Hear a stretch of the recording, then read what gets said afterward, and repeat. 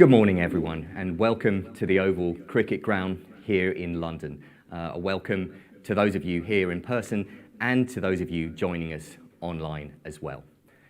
We're here today to launch Fighting the Last War, the WHO and International Tobacco Control. This major report is one of the Global State of Tobacco Harm Reduction series, which always commands attention. I'm Will Godfrey, the founding editor of Filter, the online magazine, and I'm joined today by the author himself, Harry Shapiro, global health advocate Derek Yach, and consumer advocate Tom Gleason. We'll hear talks from all three of them, and then you, the audience, here and online, will have the opportunity to bowl some questions their way. But I'll start, if I may, just by pulling out a couple of headlines from the report itself. The report notes, essentially, that the number of smokers in absolute terms is about the same today as it was 20 years ago, at 1.1 billion people worldwide. That translates into around 8 million annual smoking-related deaths globally, and a projected figure by the end of this century of 1 billion smoking-related deaths. And that's why we're all here today. As the report outlines, despite the emergence of myriad safer ways to consume nicotine, we're talking vaping products, heated tobacco products, oral nicotine options as well, all of them viable and effective harm reduction alternatives for smokers. Despite the emergence of all of this, the WHO and its NGO allies remain entrenched in an historic battle against tobacco companies, which has led them to become opposed to the consumption of nicotine per se. And nicotine, of course, as we know, is not the cause of significant harms. International Tobacco Control, urges the report, must refocus on delivering tangible outcomes that reduce death and disease. And some of the means of achieving this include parties to the Framework Convention on Tobacco Control taking and exercising control over that treaty rather than leaving it to the WHO Secretariat. And also, the WHO's Empower implementation strategy must be reconfigured to address these severe deficiencies. Well, rather than hearing me try to explain it, let's hear it from the horse's mouth, because we have here author Harry Shapiro. He's the director of DrugWise. He's an acclaimed writer, editor, and communications professional. He's got 40 years of experience in the drugs field, and since 2015 has been working with Knowledge Action Change on tobacco harm reduction, in which capacity he's the executive director of the Global State of Tobacco Harm Reduction series, and he's going to be talking to us today with the rather dispiritingly but understandably titled speech, From Hope to Despair, Tobacco Control Loses Its Way. Thank you, Harry. Thank you very much. I'm going to stand here, by the way, because I make life's a lot easier when I've got a speech to read, if I'm actually got somewhere to put the bits of paper. So my other fellow panelists, I think, may be well staying where they are, but I need to be here. I just wanted a kind of caveat before I start. A very good friend of mine, Ethan Nadelman, at a meeting yesterday, made a very good point. And what he said was that everybody involved in this public health space is invested in tobacco control. So we all kind of want the same things. We all want to deal with the death and disease caused by the global epidemic of smoking. So when I refer to the international tobacco control community or the international tobacco establishment, what I'm specifically referring to are those well-placed and well-funded elements who are implacably opposed to tobacco harm reduction and the use of safer products, and see no role for them in being part of this solution. So that's just a little caveat. So, in 1997, the Global Burden of Disease report estimated that around 3 million people were dying annually from smoking use and projected a sharp increase in the years to come. And sadly, that report was proved correct. 5 million by 2002, at which point the WHO projected deaths at around 8 million by 2030. But we're already there. In 2001, Professor Richard Pato, who's a leading expert on tobacco mortality, estimated 1 billion lives by 2100. And that forecast remains unchanged. And that same year, the US Institute of Medicine published Clearing the Smoke, the scientific base for tobacco harm reduction. And one of its main conclusions back then was that many of the diseases attributable to tobacco mortality could be reduced by reducing exposure to tobacco intoxicants.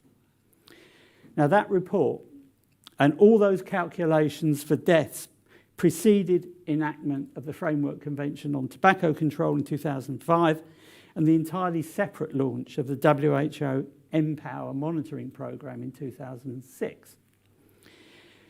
That's during that same year, and roughly in that same period, the first e-cigarettes arrived in the USA and in Europe and ultimately fulfilled the promise of what was described in Clearing the Smoke. So what's actually been achieved since 2005, 2006? Even before this time, many high-income countries were seeing falling prevalence of smoking anyway, due to an emphasis on healthier lifestyles, mainly among the more well-off in society. But even now, in those countries, those higher-income countries, prevalence graphs are flattening out. In lower middle-income countries, population growth could result in an underestimate of future global smoking-related mortality. So I think it's fair to say that whatever tobacco controls are in place across the world, they are simply not enough to put a significant dent in some of these really awful predictions. So how has the international tobacco control establishment reacted to what are manifest failing policies? In the interest of global public health, a sensible and pragmatic response would be to take seriously the opportunities offered by the advent of safer nicotine products, which now a welter of independent evidence shows they are substantially safer than smoking. They help current smokers both switch away from smoking and offer an off-ramp to cessation should they choose, while at the same time offering little risk to bystanders. So if you actually want to help smokers, that's what you do. Especially as the WHO admits that the weakest bit of the whole Empower program is the O bit, which is offering help to smokers, where they admit that 70% of whom globally have no access to helping services. The truth is, to be honest, there is little evidence of concern for the plight of current smokers and the impact that smoking has on families and many marginalised and disadvantaged communities, including Indigenous groups and those with substance or mental health problems, whose smoking prevalence is sky high compared to many national norms.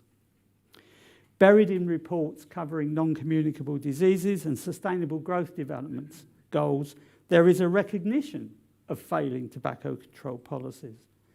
But for public and political consumption, the WHO choose to trumpet that Empower reveals 5.3 billion people protected or covered by tobacco control policies. So the question is how come we still have 8 million people dying every year from tobacco-related diseases? And an unchanged forecast going back to 2001. As far as I'm concerned, Empower is nothing more than a tick box exercise, focused on passing laws which in many countries are unenforceable, either through a lack of resources or a lack of sustained political will. Far worse, though, is the well-organised and well-funded Western-backed attempts to interfere with LMIC tobacco control policies, urging governments, and in some cases bribing them, to ban all safer nicotine products. A key weapon in the armoury is the promulgation, especially through reports and papers presented to the Framework Convention Conference of the Parties, a promulgation of a disgraceful and distortion of evidence based on demonstrably flawed science. In the face of failing traditional policies and the growing evidence in favour of tobacco harm reduction, the WHO, the FCT Secretariat and NGO allies, backed by millions of Bloomberg dollars, are deflecting attention by fighting the last war against the tobacco industry, alleging that the whole safer nicotine product phenomenon is just the industry up to its old tricks again. This may re-energise the tired old tobacco warriors of the 1980s and 90s and keep people in their well-paid jobs, but it is a crime against 1 billion smokers, 50% of whom are going to die. This is the tragic lesson of history, when generals and military strategists fail through ignorance or refuse through hubris to take account of changing circumstances, dig themselves ever deeper trenches, leaving those in the firing line, in the front line, to pay the price. This report contends that the international tobacco control establishment is actually out of control, that the FCTC Secretariat has been allowed to become a runaway train of misinformation and misdirection, diametrically opposed to the best interests of global public health. It is time for a course correction. It is time for those parties to the convention who fund the FCT and the conference out of taxpayers' money to take back control of the FCTC and steer away from a self-defeating prohibition program, which now has nicotine itself squarely in the crosshairs. So what does taking back control look like? Harm reduction is mentioned in Article 1D of the FCTC, covering the definition of tobacco control, but it's not clearly defined. Yet at the time of the FCTC negotiations in the early 2000s, the term was perfectly understood by the WHO and the wider global clinical and public health community as it referred to reducing the risk of contracting HIV through unprotected sex or sharing injecting equipment. Where implemented, harm reduction policies saw significant falls in rates of infection. To put it simply, harm reduction works. There now needs to be a COP working party on tobacco harm reduction to examine all, and I repeat all, the available evidence relating to safer nicotine products, not just the material pumped out by hand-picked WHO experts who studiously ignore the inconvenient evidence about the game-changing potential of safer nicotine products. The level of paranoia and secrecy which attends the Conference of the Parties itself would not be acceptable in many other international fora. Key stakeholders are deliberately excluded from COP proceedings. Now, I've watched The West Wing more than once, and as far as I can tell, the COP is not the Situation Room in the White House. And to eject stakeholders and media from the conference is an affront to the democratic process.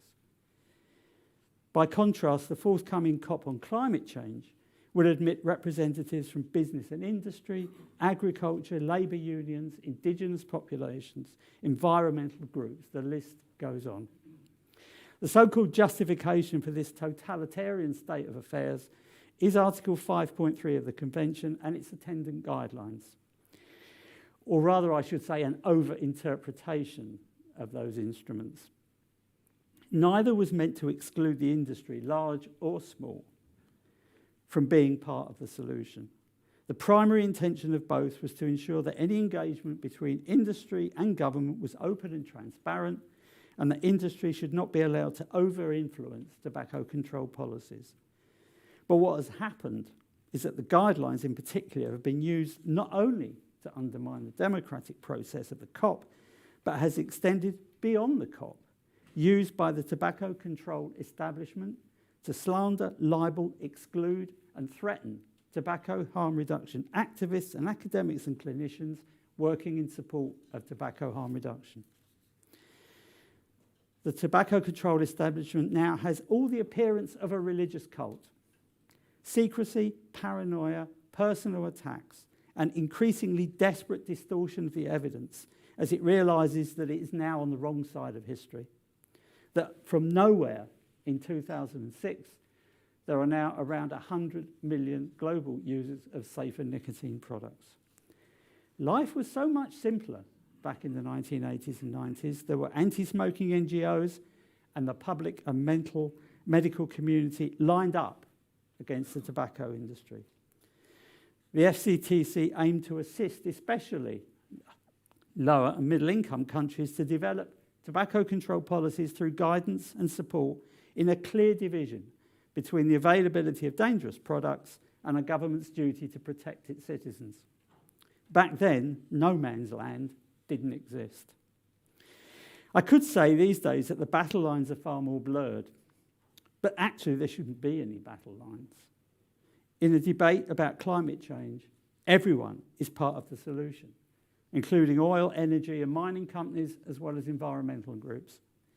What we need now is tobacco control is for all the stakeholders to have a seat at the table, including industry and consumers working together to preside over the dying embers of combustion and not allow a tobacco control theocracy to continue adding fuel to the flames of a new war against nicotine. We are experiencing tsunamis of misinformation, hurricanes of paranoia, and global storms of hot air. What we need now, in our world at least, is climate change. Thank you very much.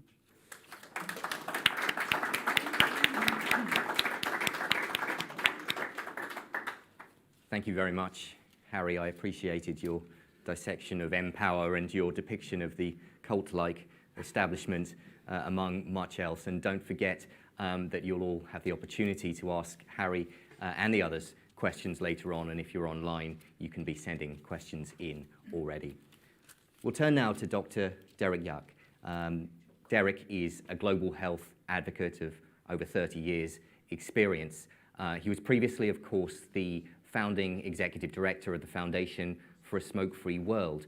Before that, at the WHO itself, he was cabinet director and executive director for non-communicable diseases and mental health, in which capacity he was deeply involved in the development of the Framework Convention on Tobacco Control. Derek has also authored over 250 peer-reviewed articles, served on numerous prestigious advisory boards, among other accolades, too numerous to mention. And Derek's going to be talking to us today about the origins and decline of the FCTC. Thank you, Derek.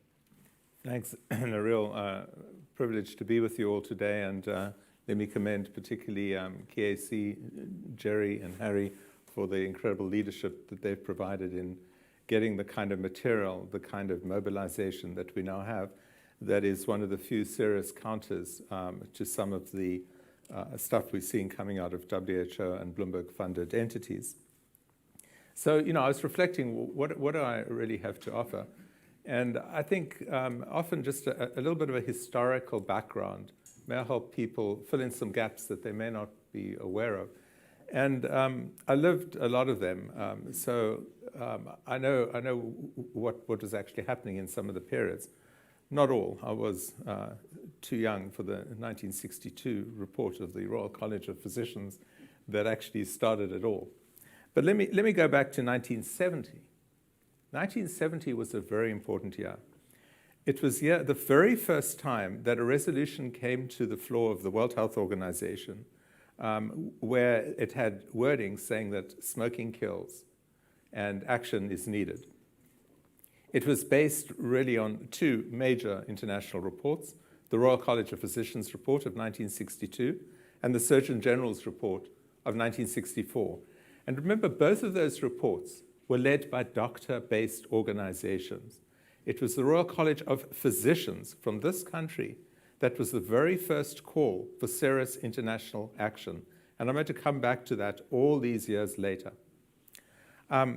Very interestingly, the resolution, there was a bit of a debate and it passed, and an advisory board was set up. And most of the members, in fact, all of them, have sadly died.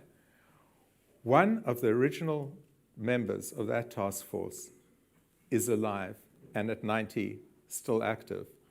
Many of you know him, Lars Ramsden, the person who almost single-handedly has carried the banner for one of the key components of reduced risk, namely snus, over the decades, often at considerable critique, and finally to be vindicated when the FDA authorized generalized snus as being appropriate for the protection of public health. Mayor Kalper, during the years I was at WHO, and he and the Swedes would come and bring their data, we said, well, this is just industry stuff, must be dismissed. Well, since that very first resolution, there were many resolutions. In fact, in the content areas of WHO, there are very few areas where you've had as many resolutions on a topic as you have for tobacco control. And they were slowly building the basis of what became the components of the Framework Convention. So after a few years, you had one on advertising and efforts to try and ban advertising. You had others looking at smoke-free public places. You had focusing on kids and children. You had issues related to taxation and what was the appropriate approach going forward. I think what was interesting is that over those many years, it was 25 years, there was a slow build-up among governments that this was in fact an important public health issue. And remember that for the world, the dominant issues they thought were mainly infectious diseases or issues related to undernutrition and hunger.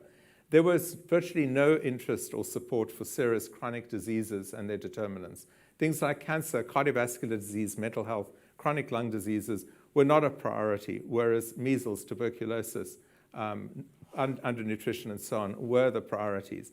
And in many reasons, that was probably right, because that is what we were seeing the epidemiology drive deaths and disease, particularly in the low-middle income countries. But tobacco led the way in saying that this next set of decades is going to be one dominated by chronic diseases. And the number one risk factor, tobacco, better be top of our list. Over that period, there were a few governments who showed leadership right from the beginning, and they included the United Kingdom, they included Norway, they included Canada. And I mention them because people often don't realize that without the support of the Canadian government, there probably would be no framework convention. It was the Canadian government that provided the support to the WHO to have the staffing, to do the analytic work, to originally have some of the stuff. And of course, the other interesting thing is that the governments who pushed hardest for regulations and legislation were those that had the best regulatory capacity to enforce them. And if I was to say, looking back, the one error that we all made was not to think more deeply about how does this piece of legislation or regulation work in a low-middle income countries? Was there an explicit focus on saying, if you ban sales to children, but children are selling to children in low-middle income countries, how on earth is that going to be enforceable? Or how are you going to enforce many of the tax desires in a country where there is zero capacity for addressing illicit trade or customs strength? That was never an issue within WHO. The thought about the implementation problems was put on the governments, and hopefully somehow miraculously they would deal with them. They were never funded to do it. And that's why we are at the position we get to today. So this build-up happened. By 1998, the start of the negotiations happened. And I would say that one of the biggest things that if we look back to 1998 that was interesting is that we led the negotiations by bringing the tobacco industry into the hallowed halls of WHO to ask the scientists what did they think they would have in their armamentarium to address harm reduction and the product itself. So we had BAT, Philip Morris, one or two other companies, JT, actually present, can you imagine this, in a WHO building to WHO officials plus external consultants on the record And their presentations were what they were at the time, 20 years ago. They were not too impressive. The level of science hadn't developed. And our view was really to listen to them, to say, well, that's the last time we listened to them, and that's what happened. And WHO walked away from the potential to say maybe the innovation cycle was going to continue. If you fast forward to where we are now, we have colleagues, Roya Gahali, out of a program out of Oxford, a leading patent attorney and lawyer, has put out a report showing that in the last decade, 75,000 patents have been filed in the area of reduced risk products, most of them related to harm reduction products that form the components of e-cigarettes or heated tobacco products. And some of them even going further, looking at adjacent uses for nicotine or for the heating devices to improve public health and medicine. Despite all that, if you read the text, the word patent and intellectual property does not exist once in the structure of the Framework Convention. At exactly the same time that was being negotiated, the hottest issue in Geneva was patents and intellectual property related to HIV/AIDS drugs, where the WTO was in a major battle with a number of the companies, and my own country at the time, South Africa and Brazil, were pushing hard to actually make sure that access to science and technology would save lives, and eventually that won out. How is it possible that we were so blinkered? And the reason is because we never in our wildest dreams imagined that true innovation, transformation of the core product that was killing, would actually be transformed through science, technology, and innovation to no longer kill and held the potential to accelerate an end to smoking. If we jump to 2005, by 2005, the treaty was adopted. 180 countries signed on very quickly. And I went back to my comments I made at an SR&T meeting in Prague that year, where I was asked, so what do you think the road ahead is going to be? And I really raised three concerns. One was complacency, that the energy and the excitement, difficult to imagine, around building a treaty, getting text, and some of you in the audience were there with us in different ways, would dissipate fast. And instead, a bureaucracy would take over, a bureaucratic mindset would take over, the passion would be gone, the focus on people, on smokers, the focus on cancer, heart disease, and many of the actual diseases would actually would disappear, and the vague term tobacco control would take over. The whole purpose of the Framework Convention is to prevent diseases and death, specific diseases, specific causes of deaths, but we don't talk about those anymore. And what happened is the American Cancer Society went quiet and sort of walked away. The American Heart Association didn't really do much more because they didn't feel they were part of the objective. So the first thing I said was complacency, and I fear that did set in. And 15 years later, we see the signs of it. Secondly, I raised the fact that by 2005, we were starting to see the emergence of what could be harm reduction products which could save lives. We needed to keep our eye on the ball. We needed to engage with that community, regardless of where the science was coming from. And I didn't really know much about it, and made the comment, wrote about it, and went on with my life. The third one was there would be no progress without serious money and investment by low middle income countries and by the international development community into tobacco control. That never happened. I would say, luckily, and I mean it sincerely, Bloomberg did come up with a lot of money for some of the elements, and I think for that, you've got to actually praise him, that through the Bloomberg philanthropy, you probably have more activity in a number of countries related to taxation, even though the progress has been incredibly slow and bad, raising awareness, putting tobacco on the map. None of that would happen if they didn't have the dollars. The problem was the enormous damaging blind spot on the tools and the means to end the actual killing and the deaths. So let's jump to 2015, which was the next year of significance to me. And in 2015, I was asked by Spectator Health here in the UK to write a piece on what was going on in the e-cigarette world. I was at a group called Vitality, who many of you in the UK will know. It gets you active and incentivizes healthy behavior, and has a great dashund to try and persuade you to join the cause. And we were not making progress enough on tobacco, doing well on activity. So I undertook the challenge and reviewed the evidence, and I was shocked that I'd walked away. I'd been out of tobacco control intensively for a decade, and what had happened was millions of people were using e-cigarettes across Europe with great success. Snus, the data that we'd seen before, was starting to actually spread well beyond Sweden. The death rates were down. Swedish men were now dying by far at the lowest rate of cancers. And this all suggested that the harm reduction world was about to start seeing a dramatic increase in interest. Of course, I was late to the party. I had many colleagues, people like Clive Bates and Dylan Human and David Sweener, had been warning this was coming and we weren't paying enough attention. But most in public health dismissed all that. And that was the reason, that was the fundamental reason I went ahead with the foundation. It was because we never before had a technology opportunity to bring the deaths down. And I knew then that if we succeeded, we would actually make the biggest public health impact that we would ever be able to make in our lives. And who on earth would not want to be part of that? So we went ahead. And now let's jump to 2021 and where we are and where we go forward. First of all, one thing we all learned in the pandemic is to look at the projections.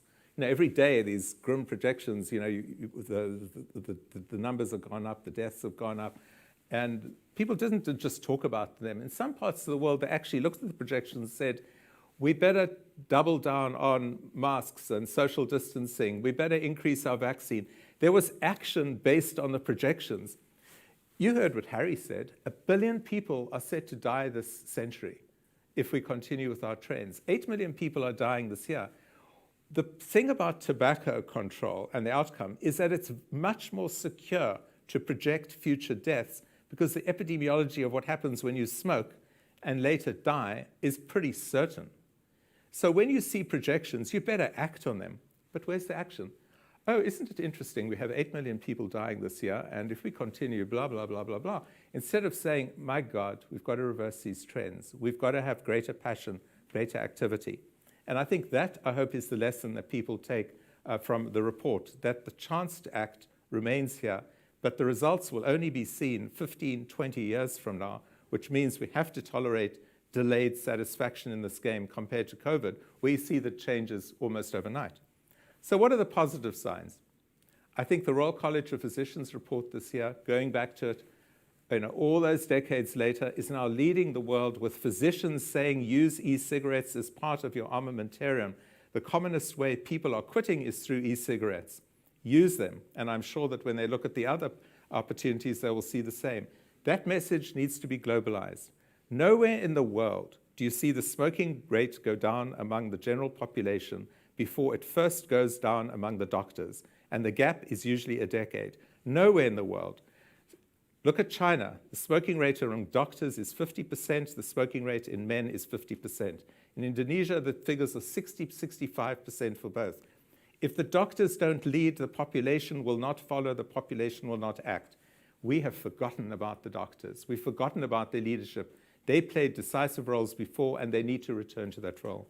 Second, the FDA. I'm sitting in the UK. The FDA still matters. It's probably the most powerful regulatory science body we have on the planet. It's something we look to for pharmaceutical decisions, for drug decisions, for medical device. I sat on some of their global food safety. We know that their global safety standards become the global norm. There are virtually no examples of an FDA decision that does not become the global norm. There are one or two, but they're peculiar. So the question is, how long will it take for the US government to actually talk more rigorously and vigorously about the authorizations they've had for snus, for VUS, and for IQOS, all authorized as appropriate for the protection of public health? Usually what happens is the US government makes a decision, it authorizes its embassies to actually get out and tell and explain to the people in country why they made this decision. What is the underlying science? What's the benefit to the population? They should be proud of it. It's a fantastic decision.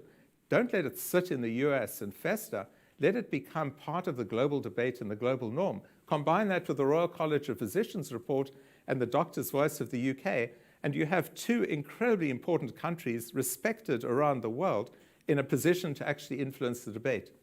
On the user side, as Harry said, Never before did we think we'd have 100 million people using the range of products, from snus to heated tobacco products to e-cigarettes and a wide range of other vapes. Their voice clearly needs to be more activated and allowed to be present.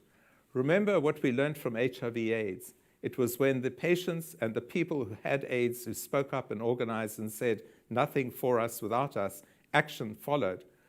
That's starting to be said in this community, but I don't see the passion, I don't see the organized focus and discussion yet, because those voices have been so dampened down, the smoker has been so stigmatized, the smoker has been so excluded from the debate, deliberately expunged from the debate, that they no longer seem that they have a voice.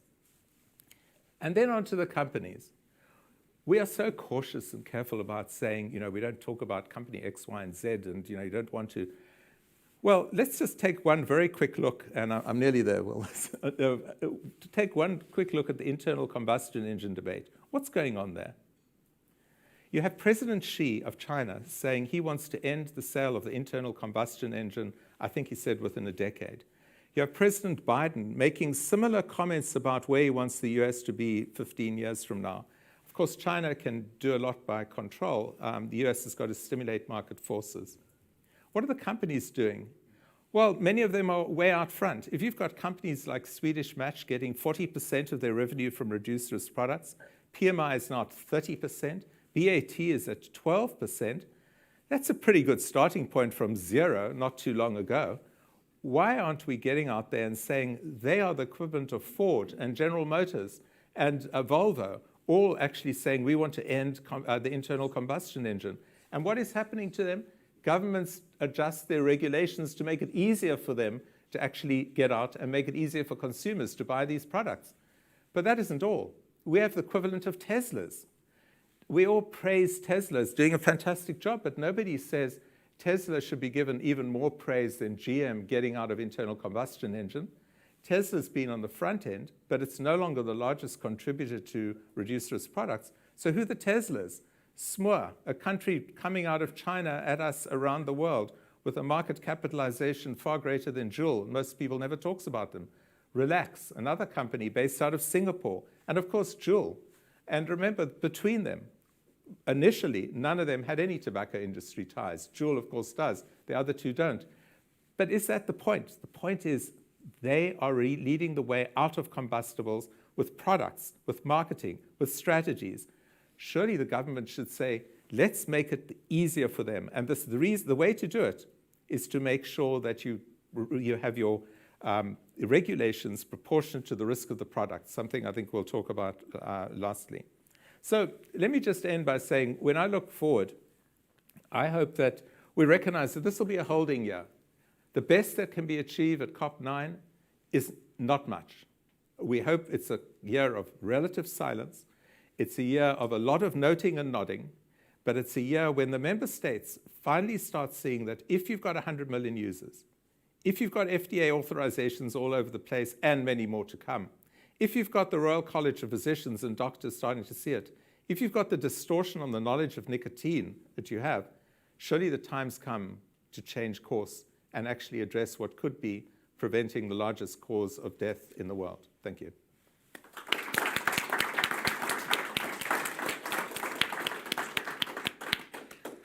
Thank you very much, Derek. A great deal to unpack there. I appreciated your industry analysis and also your insider's perspective of the evolution of this whole thing, including some startling omissions at different points, such as adequate consideration of implications in LMICs, patents, doctors, and I must admit I didn't know how much of the origins of this that should be laid at Canada's feet. But finally, questions for Derek, of course, welcome very soon. Finally, we're going to turn to Tom Gleason, who is a trustee of New Nicotine Ireland, NNA Ireland, where he and his colleagues work to give a voice to people who are too often denied it. And like many advocates in this field, Tom has personally benefited from tobacco harm reduction as formerly a heavy smoker, and I believe 11 years ago tried e-cigarettes and was able to switch entirely within days, which is absolutely incredible. Delighted to welcome you, Tom. And Tom is going to be giving a talk titled Our Health, Consumers, the Often Forgotten Majority. Hello, everyone.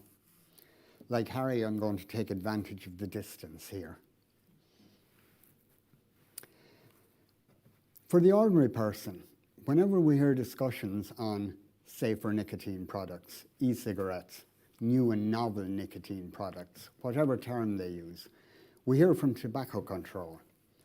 We hear from the Cancer Society, retailers' associations. Who we don't hear from are the consumers themselves. Or they'll be mentioned. Sometimes they're referred to as people, though they avoid that. People humanizes them. People have families. People have hobbies. People have cares and worries. Consumers are faceless economic units. Consumers can be presented as the passive victims of the manipulations of big tobacco, as aggressive polluters of non-smokers' clean air, or as astroturf for the tobacco industry, but never as political equals whose rights should be respected. A consumer can, indeed must, be ignored. This is an established strategy to delegitimize consumers and keep them out of the discussion. Consumers are a prop, an example of the evils of tobacco when we end up in hospital, aggregated into a statistic to be weighted on the death side of the tobacco scales. The tobacco industry has been just as patronizing. As we've seen in the frank statement to tobacco smokers, they, like tobacco control, had our best interests at heart. Neither side saw us as people with something to contribute. We were to be acted upon for our own good. But we are not passive victims or stooges. We are the people who created this opportunity. When e-cigarettes first came to the market, they were facsimiles of combustible products, plastic cigarettes with an LED on the end. What we have today has no resemblance to those early products. And that evolution happened because the people who used them took the idea and developed it. People like Matt and Ted Rogers, 20-a-day smokers who needed an e-cigarette with a much longer battery life. They modified a torch and created the first mod. Someone else put a cartomizer in a hacked syringe and created the first tank system. The e-cigarette we have now, we have because users changed it to suit their needs. We started online forums to share our experiences and support each other. We came together for meetups, which grew into vape fests, an enjoyable mix of trade show, fan convention, and cessation clinic. We opened stores and spread the word on safer nicotine products. Never before has means of quitting smoking gained such support from its users. From these online forums and real-life get-togethers came consumer organizations set up to promote tobacco harm reduction and advocate for safer nicotine products and the people who use them. There are now advocacy organizations in the UK, Sweden, Ireland, Australia, France, Mexico, the Philippines. There are over 50 consumer-led groups worldwide representing the rights of both the consumers of safer nicotine products and the rights of smokers to access safer nicotine products. That's over 1 billion people. Yet we're excluded. Potentially the greatest resource available to tobacco control, a grassroots movement of people who have quit smoking, is ignored. We're the people with the lived experience of switching. We're the ones whose testimonies of quitting smoking. We're the ones who improved our own health. We achieved what the FCTC didn't think was possible. We stopped smoking and improved our health prospects without abstinence from nicotine. We might not be as pious as if we had embraced abstinence, but we are happier, healthier, and wealthier than if we had continued smoking. We're the evidence that harm reduction works. Tobacco control's total rejection of the tobacco industry has only served to marginalise the development of harm reduction. The industry research on these products is excluded, and all that data and evidence is lost to them. Furthermore, without the oversight of those regulatory bodies, there's a risk of repeating the light cigarettes fiasco, and a risk of missing a vital opportunity to reduce harm. But those seem to be risks they're willing to take with our lives. It's not without irony that the International Atomic Energy Agency has more say in the Framework Convention on Tobacco Control than the people who use tobacco products or advocate on their behalf. Today's report is titled Fighting the Last War. Sun Tzu in The Art of War wrote, "Do not repeat the tactics which have gained you one victory, but let your methods be regulated by the infinite variety of circumstances." In the war on tobacco, the circumstances have changed infinitely, yet its leaders still cling to what gave them that one victory. Tobacco control to be most effective must encompass regulators, manufacturers, and consumers.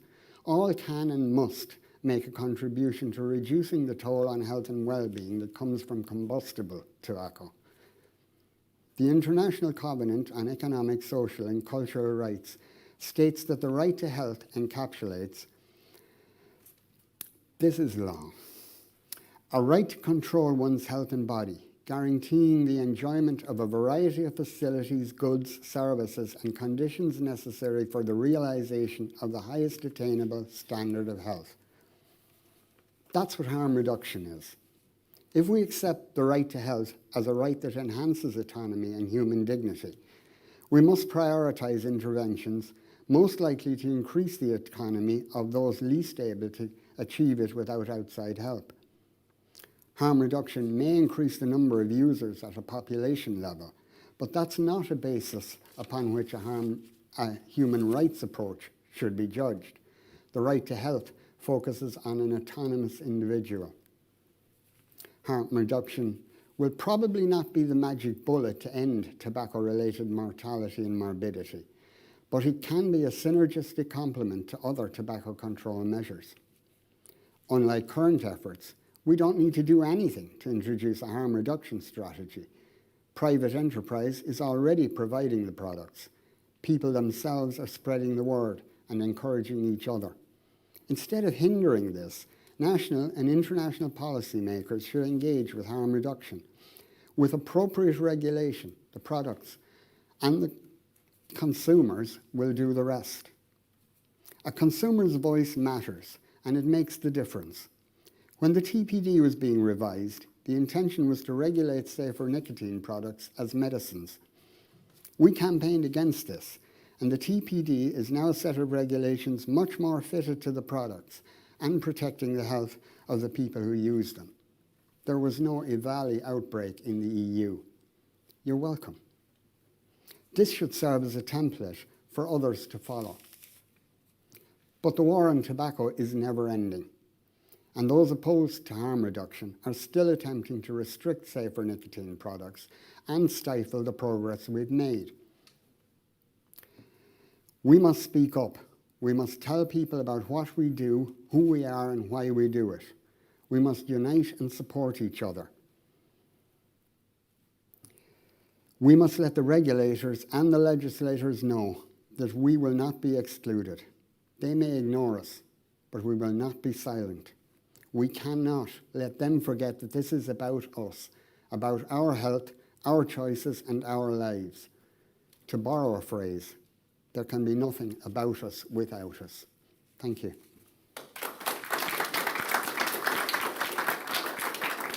Sure, before I fall. Well said, Tom. Thank you very much for that description, reminding us of the extent to which tobacco harm reduction is a movement driven by people who use nicotine, and of how, for all forms of harm reduction, an absolutely key component is the agency, not only the agency, but the leadership of people who are directly impacted. Well, we've heard three really thought-provoking talks, and I'd like to move straight on. Luckily, we've got plenty of time left for questions. I've got some online questions piling up here, so I'll start with one of those, but then those of you in the room can please get your hands up straight after that. So I'll turn to the first one. Most of these can be answered by anyone. Some are addressed to an individual. But Richard Pruin asks, how can the UK, as one of the major funders of the FCTC, take back control? Won't they find it an uphill struggle without support? Would anyone like to take that? Derek, perhaps? I've always been amazed that governments who have the commitment to do something can do it. Now, the UK is uniquely placed in a number of ways. First, it is a major funder. So it's got the leverage of its funding. Second, it's got a track record, second to none. It is the global leader, and it needs to act like the global leader and share that. Thirdly, it plays a central role in the Commonwealth. And within all the WHO structures, many people don't know, but the Commonwealth countries, the old Commonwealth, and praise the Queen for that, actually still have a political connection and link. So there's a natural affinity to the 40-plus countries that meet every time there's a major WHO meeting and try and get a Commonwealth alignment, where the efforts, maybe they exist, to actually discuss within the Commonwealth structures the UK approach as being the way forward, since it is based the most on the science, it's led by the doctors, it's having an impact in the population. The numbers are showing that. So there are many opportunities. And the question is there the political will and leadership to do that? Is this a topic that's risen high enough within the global health arena? And I do fear that the reality of the pandemic has meant that 99% of leading governments are going to be devoted to putting their energy behind the pandemic. But here's an opportunity for, in the post-Brexit era, for the UK to show a very different type of leadership in the global sphere, where it's credible, it's aligned with their background, it's aligned with their data. Thank you, Derek. Do we have any questions in the room right now? Anyone want to ask one? I'll turn to another online one next then. So we have one from Nicholas Nanawashvili. I'm really sorry if I mispronounced that. We often hear skepticism and distrust from WHO and anti-tobacco NGOs about researches on heated tobacco products. Why do you think WHO does not conduct its independent research? I mean, you've only got to look at the WHO TOB Reg report, Tobacco Regulation Report, great big fat report, about 300 pages of it, which completely ignores any of the evidence in support of tobacco harm reduction and its potential benefits, and in fact goes out of its way at various points in the report to kind of denigrate, puts tobacco harm reduction in inverted commas and talks about so-called tobacco harm reductions. And also had a pop at PMI calling their IQOS boutiques swanky in one bit, which is not really the scientific language you expect in a report like that. So I don't think there's any desire, motivation, political will, whatever you want to call it, because if the WHO wanted to actually produce an entirely independent report about this, it would be calling upon all the evidence that is out there, is a point I made in my speech.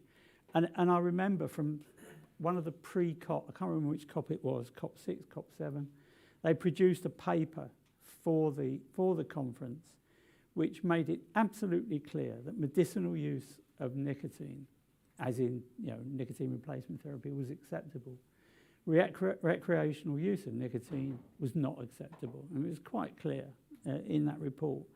So it comes as no surprise to me that because the whole thing is driven by moral ideology, I can't think of any other kind of phrase to describe this, a complete refusal to acknowledge the potential public health benefits of something which can complement tobacco control. I mean, the advocates for tobacco harm reduction have never said, well, we need to scrap everything else and just focus on safer nicotine products. Nobody's ever said that. It's a complementary process, a complementary intervention, which WHO don't, and there's a lot of deflection. There's a lot of deflection going on. I mean, the whole thrust of what we hear these days is essentially, what about the kids? You know, and they talk about EVALI, and they talk about nicotine addiction and brain problems for young kids who vape. And my answer to that little bit is, well, if there was developmental problems with nicotine for young people, I think after about, decades and decades of tobacco research, it might actually have been revealed by now that well said. young people who smoke, you know, can't add up, or whatever they seem to think is happening. Derek, you wanted to briefly weigh in on that one. Yeah, so I think people often don't realize WHO actually doesn't do very much research. It's not set up to do it. There are a few areas it does, tropical disease research being one, human and reproductive health was another. But what it does do, and it is mandated to do, is to set research priorities for the world. And in the Framework Convention, there are at least 3 major provisions calling for the development of an accepted set of research priorities to accelerate, in whatever words you want to use it, I would use the word end to smoking. They have not executed on that, so there is no approved list. Because that then gets picked up. And let me tell you what happened right in the beginning of the Framework Convention. I know because I convened with Richard Peto from here, John Sammett, who's been on every Surgeon General committee, a group of people, we convened groups to ask the question, what should the research priorities for tobacco control in general be? And put out a report. But we knew that it would have no teeth if there wasn't a major funding body who'd pick it up. And at the time, the NIH, the Fogarty Center, the International Center, picked it up and created for several years what became virtually the only accepted international tobacco research program addressing low-middle income countries in the basics of tobacco control, basic surveillance, basic data collection, very simple but very important things that every country needs to do. I would have hoped by now there'd be an update on that, but there hasn't been. So in the absence, I would say that in answer to the question, number one, the Framework Convention needs to actually get on and produce that priority list. Second, they need to draw upon the enormous funding of the NIH, because it is the largest funder by far in this field, to do what they did in the past and get behind whatever the decisions are. And if one of the research priorities is how do reduced risk products lead to improved public health? What are the untoward effects? Are there gateway approaches? Those are all fine questions to ask, but get them funded with the full support of WHO, and whatever the results are, they need to act upon them, which is the way they do it on vaccines and everything else. Can you imagine if WHO excluded the FDA decisions that we had in the last few months on the Moderna virus vaccine and the Pfizer vaccine, which sit now at the core of our protection? Of course, you'd think that's absurd. But have you seen a WHO report acknowledging the FDA authorizations of snus, IQOS, and VUS? How is it possible that you can accept one part of the FDA's decision for global norm creation and not the other? That's something people have got to ask. Great point. Thank you. I think we had a question in the room. Paddy Costall of KAC there. Thanks, Will. Is this on? Yes. It's on, yeah? Yes.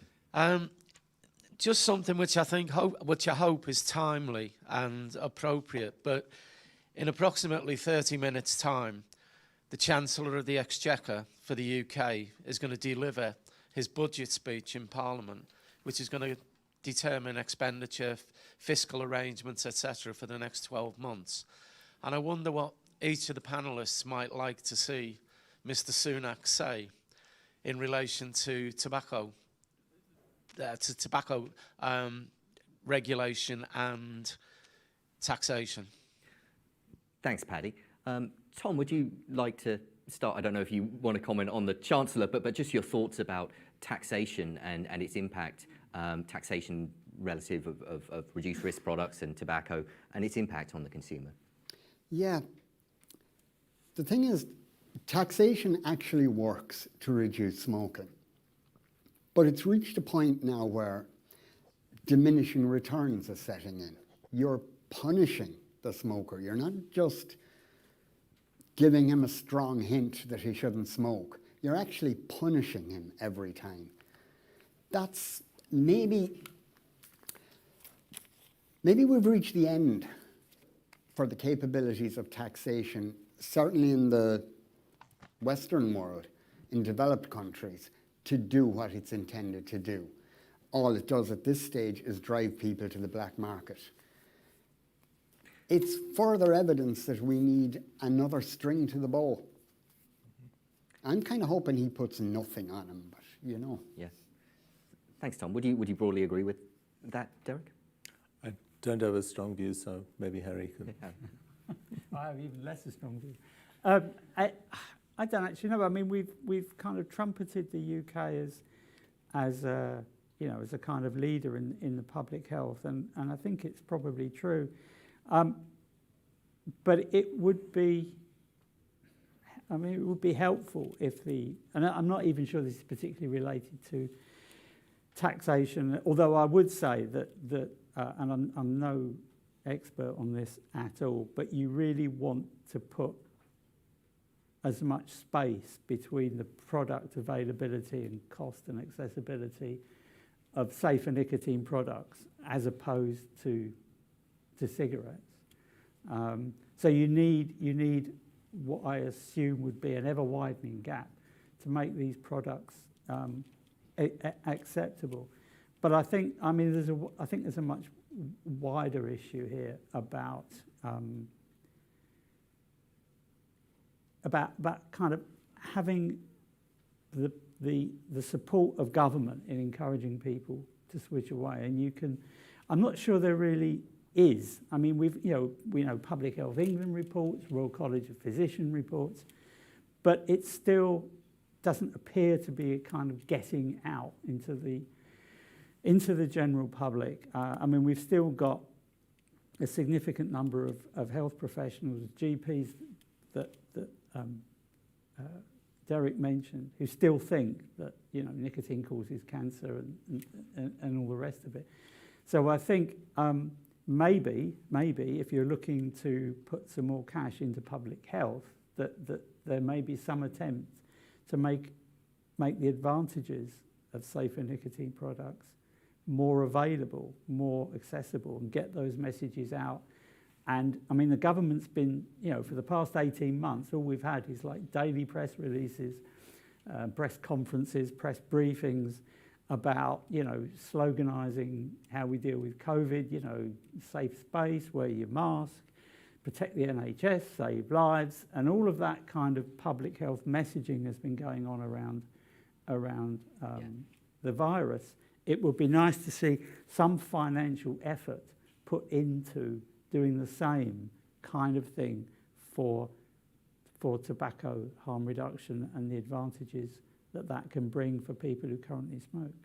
Thank you, Harry. We'll keep moving through as many questions as we can in the time remaining. I see there's another couple in the audience, but I'll take another online one first. Again, apologies if I'm mispronouncing, but Monica Gorguglio asks, possibly a leading question here, how ethical do you all believe it is when someone puts a huge amount of money to WHO demanding just one approach to deal with a serious public health problem like smoking? Can't think who she might mean. No. I mean, the one thing when we talked about secrecy and lack of transparency and all the rest of it, I mean, I know sort of Bloomberg put something like $160 million or something into the USA campaign against flavours, but exactly what percentage of Bloomberg funding actually goes to what you might call traditional mainstream tobacco control, and what actually goes into the fight against tobacco harm reduction? I personally don't know, and it's quite opaque, and you can only delve so far into their accounts and things to see exactly how the money is being spent. So I suppose that, and as Derek said, Bloomberg has been putting money into mainstream tobacco control efforts, not tremendously successfully, but the money's been used. The trouble is that the impression you get, because of the fact that WHO and Campaign for Tobacco-Free Kids and the Union and all those organisations go front and centre on anti-tobacco harm reduction. It gives the impression that the majority of all these millions of dollars is actually being spent trying to curb tobacco harm reduction and the products that go with it. And it may be true. And Derek's also made the point that if Bloomberg wasn't putting money into this, then you wouldn't be getting there wouldn't be any tobacco control money going into WHO much at all, because I think my impression is that once the FCTC was done and dusted and all these various countries signed up, that was it. They signed a piece of paper and didn't really do much else. And that, I mean, Empower was a Bloomberg initiative. I don't think it came from the from the TFI. Yeah. You know, I think, you know, WHO have supped with the devil, and I don't think there's much doubt about that when it comes to tobacco harm reduction. But some of those funds, I assume, are being used for what we might call more ethical reasons. But because you can't get under the surface of what's going on, it's really difficult to make much more of a comment than that, I would think. Derek, do you have any brief thoughts to add regarding Bloomberg funding and ethics or lack thereof? Yeah, I think the general concern at WHO has always been about the role of non-government players in funding programs. And there've been a rise. It started with Gates becoming a very significant player, and of course Bloomberg in some of these areas, particularly tobacco, but also motor safety. The question that the member states have got to ask is this distorting an agenda that they've agreed upon among member states, because it is a member state-driven organization. And at this stage, it's unclear. It may very well be currently there's a sort of a synergy. The member states are kind of supportive of clamping down on harm reduction, unfortunately. And so the money supports them, and they support getting the money. And they're getting a lot of money at the country level for stuff. And they're getting it as well for tobacco control stuff. Many governments should be funding themselves, basically. But if you've got a big donor out there, they'll do it. So the critical question, it's less an ethical question, is the funding distorting what the member states want to do, yes or no? Which reminds us as well that when we use the term WHO, you've always got to remember it's a member state-owned organization. So if you point your finger at WHO, you've got to start off by pointing your finger at the member states who make the decisions for WHO.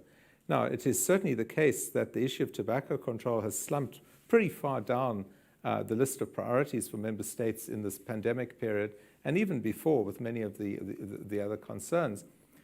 But you can't get away with saying, well, if you're already worried about WHO in every country, you should ask your government, what is your position when you go to the WHO meetings? Because every single individual member state has an opportunity to change WHO policy. Every single one, because so much is done by consensus.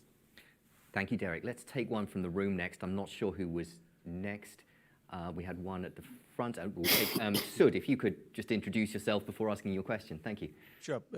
I'm Sud Patwardhan, Director for Centre for Health Research and Education based in the UK. First of all, congratulations to Harry and team for doing an excellent report. And it's good to see that you mention in the report, as well as in what you mentioned just now, about the nicotine illiteracy among the broader population, but also healthcare professionals. If I was to offer a kind of an example of where we think we can make some progress in converting what sounds like good policy in the UK and even at the WHO level, with the fact that nicotine replacement therapy is on the model essential list of the WHO.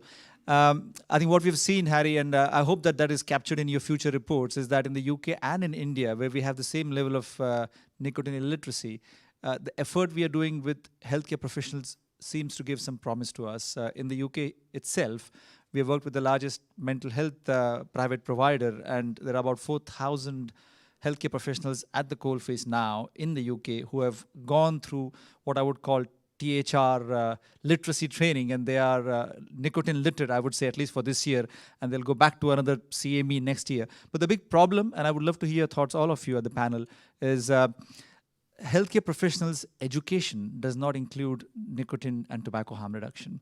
I went into medical school and came out just knowing that tobacco causes cancer, and tobacco, cigarettes, smoking, everything was lumped into one.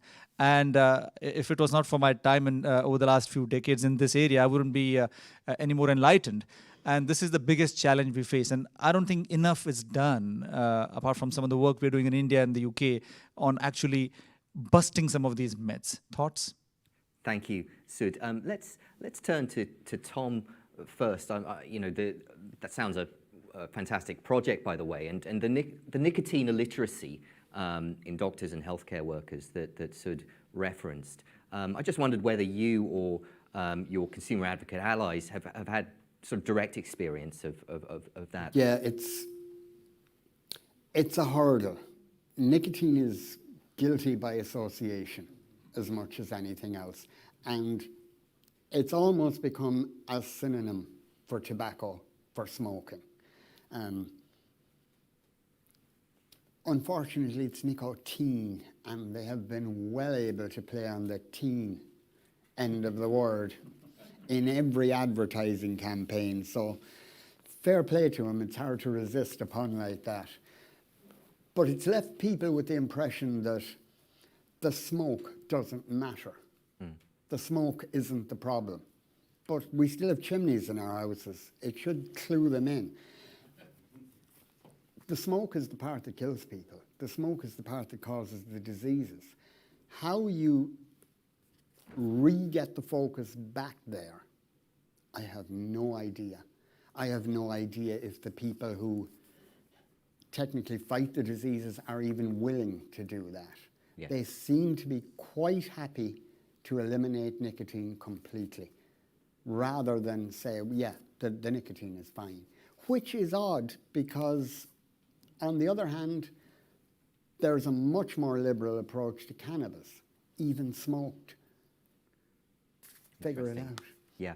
I'm going to keep this rolling because I want to try to get through as many questions as we can with time a little short. But a gentleman in the front here who's been waiting to ask his question. I'm sorry, I don't know your name, but if you could introduce yourself and ask it. Well, thank you. My name is Tonnaar, Bas Tonnaar. I have a question to, well, all of you actually in front. The report is called Fighting the Last War. And I guess, it's also a board from both sides, because tobacco harm reduction advocates are also not very happy with the current situation.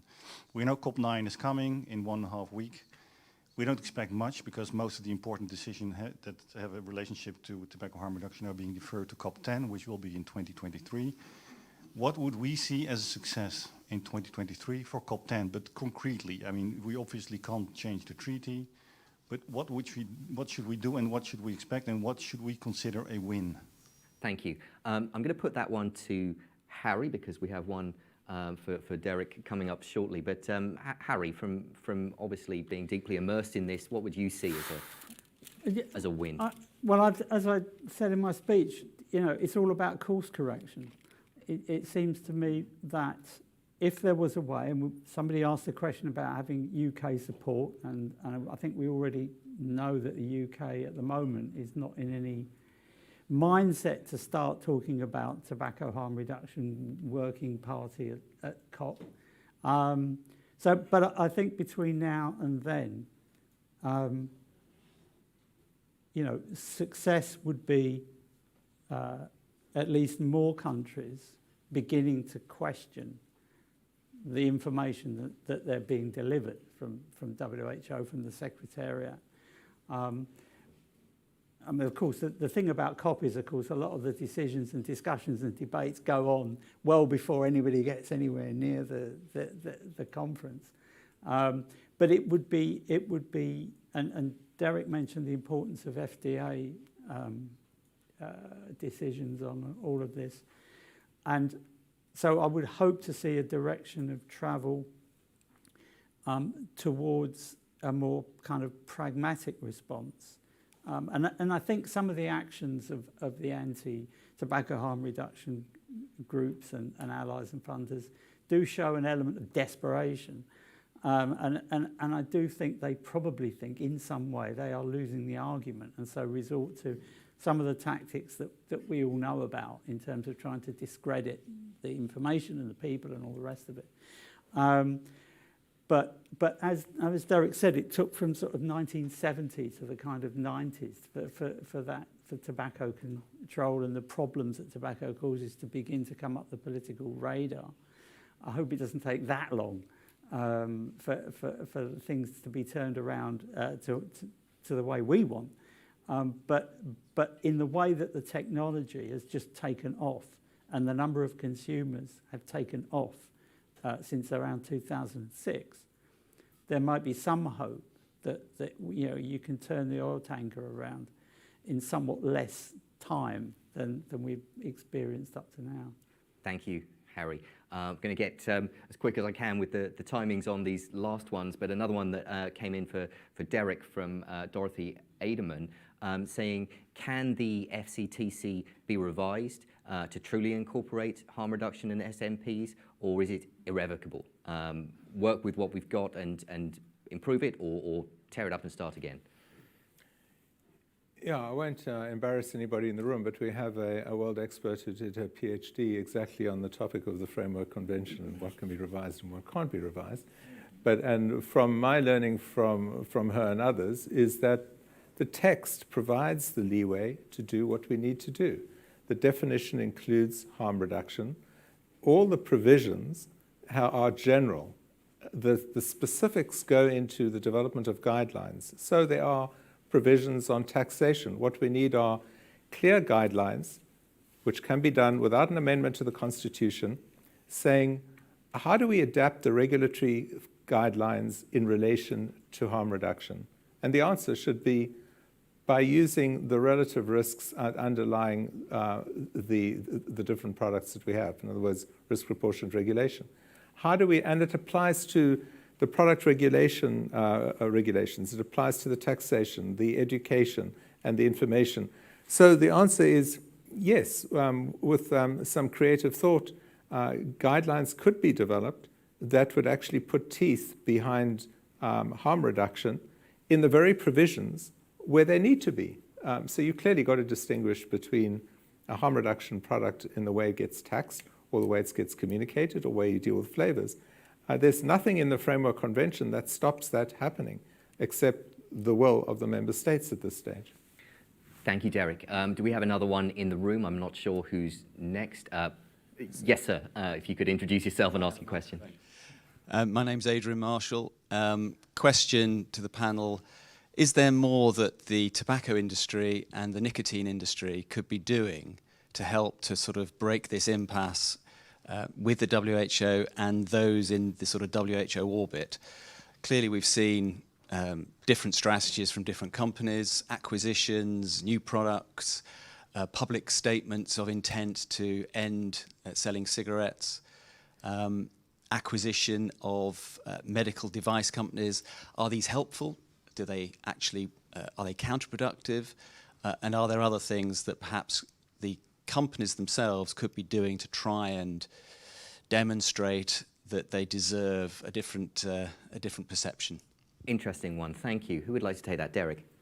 Yeah, this is an incredibly important question. And, I can draw upon my experience when I was at PepsiCo. When I got asked that question by the CEO, Indra Nooyi, what can we in the food industry do together, knowing we are vicious competitors, and I still say the best competitors in the world are Coke versus Pepsi, knowing that Pepsi is the superior brand.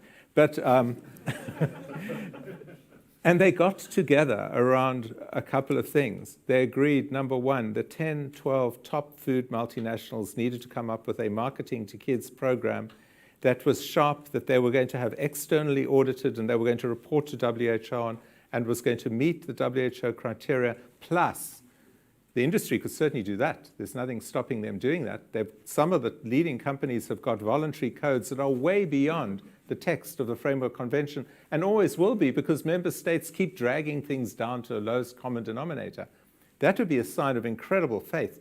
It's unlikely to be done by all the companies, so who are the coalition of the willing?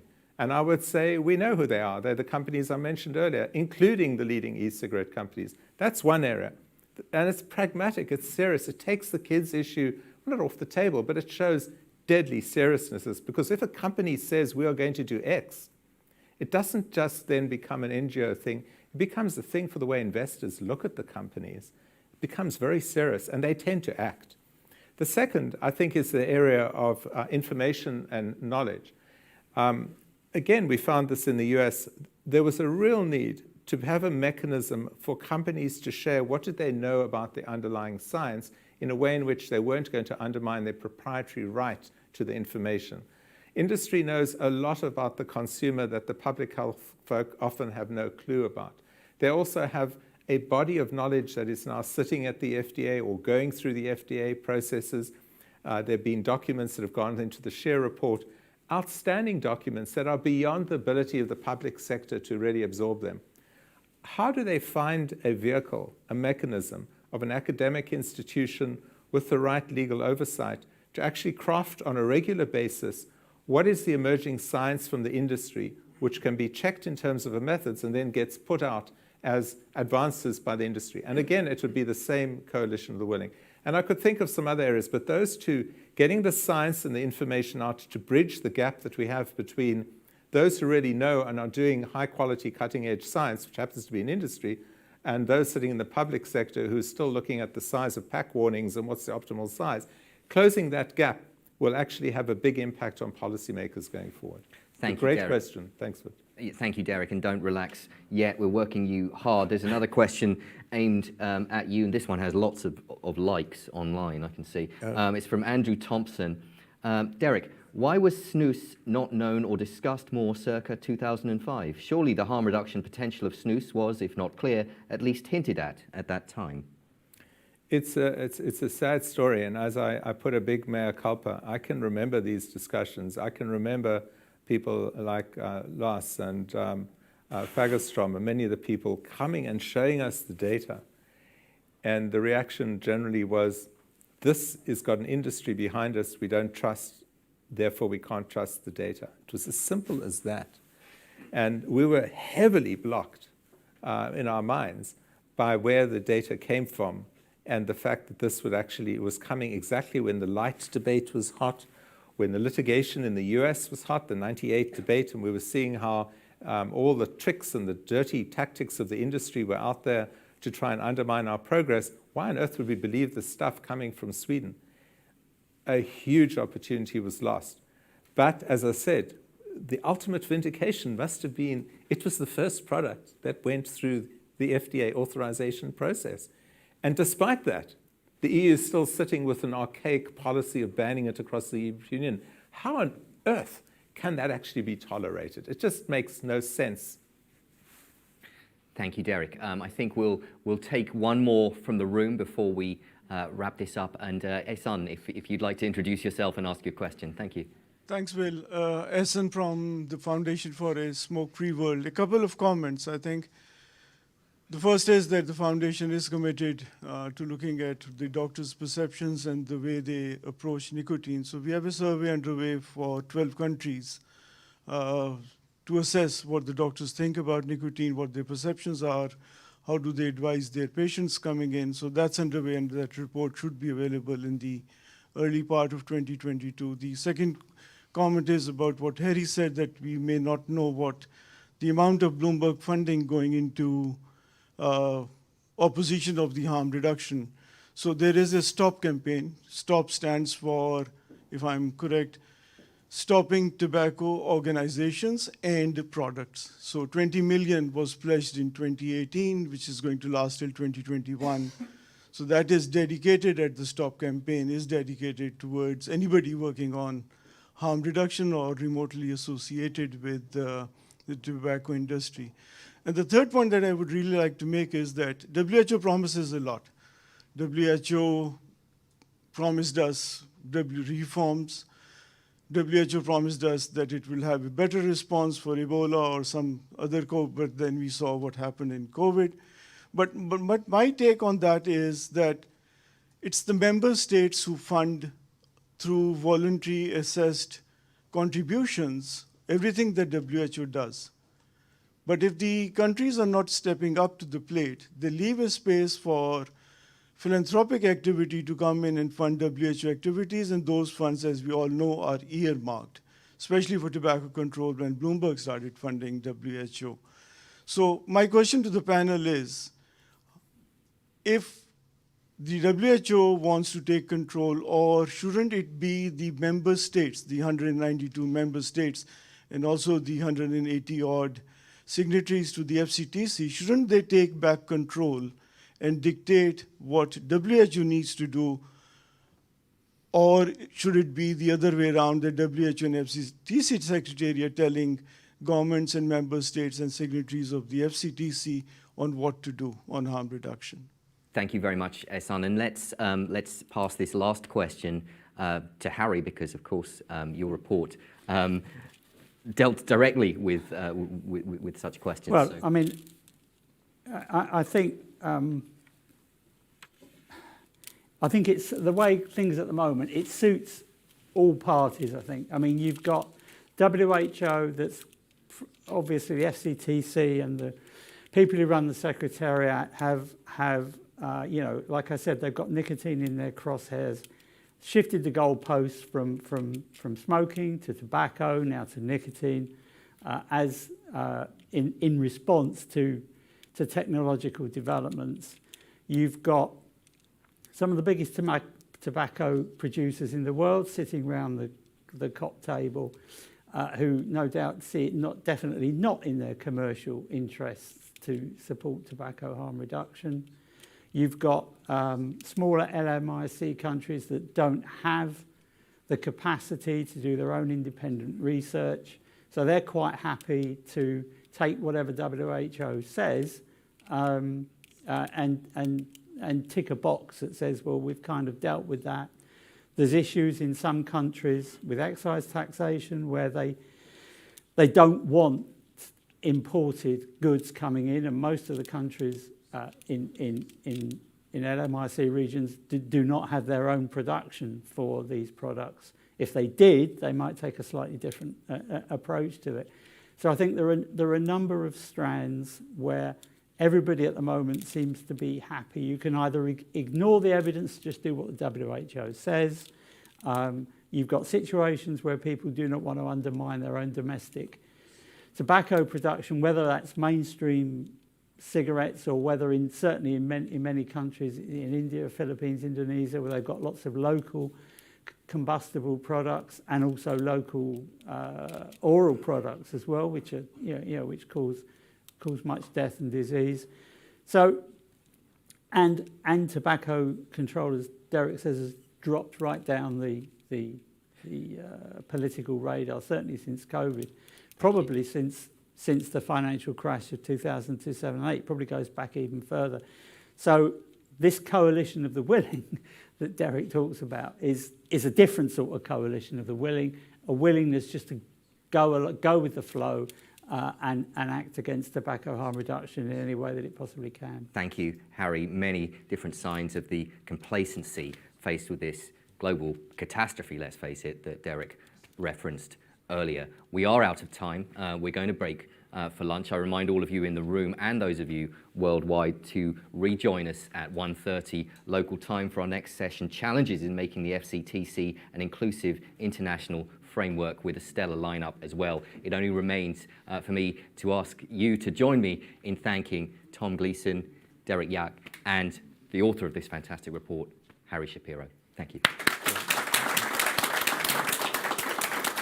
Thanks, Derek. Thank you.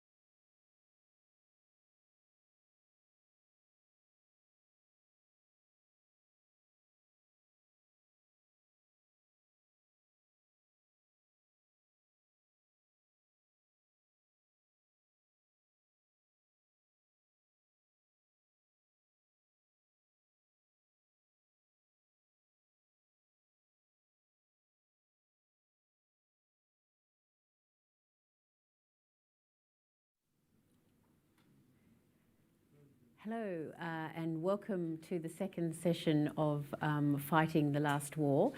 I have with me here distinguished panellists, Ethan Nadelman and Jerry Stimpson and Natalia.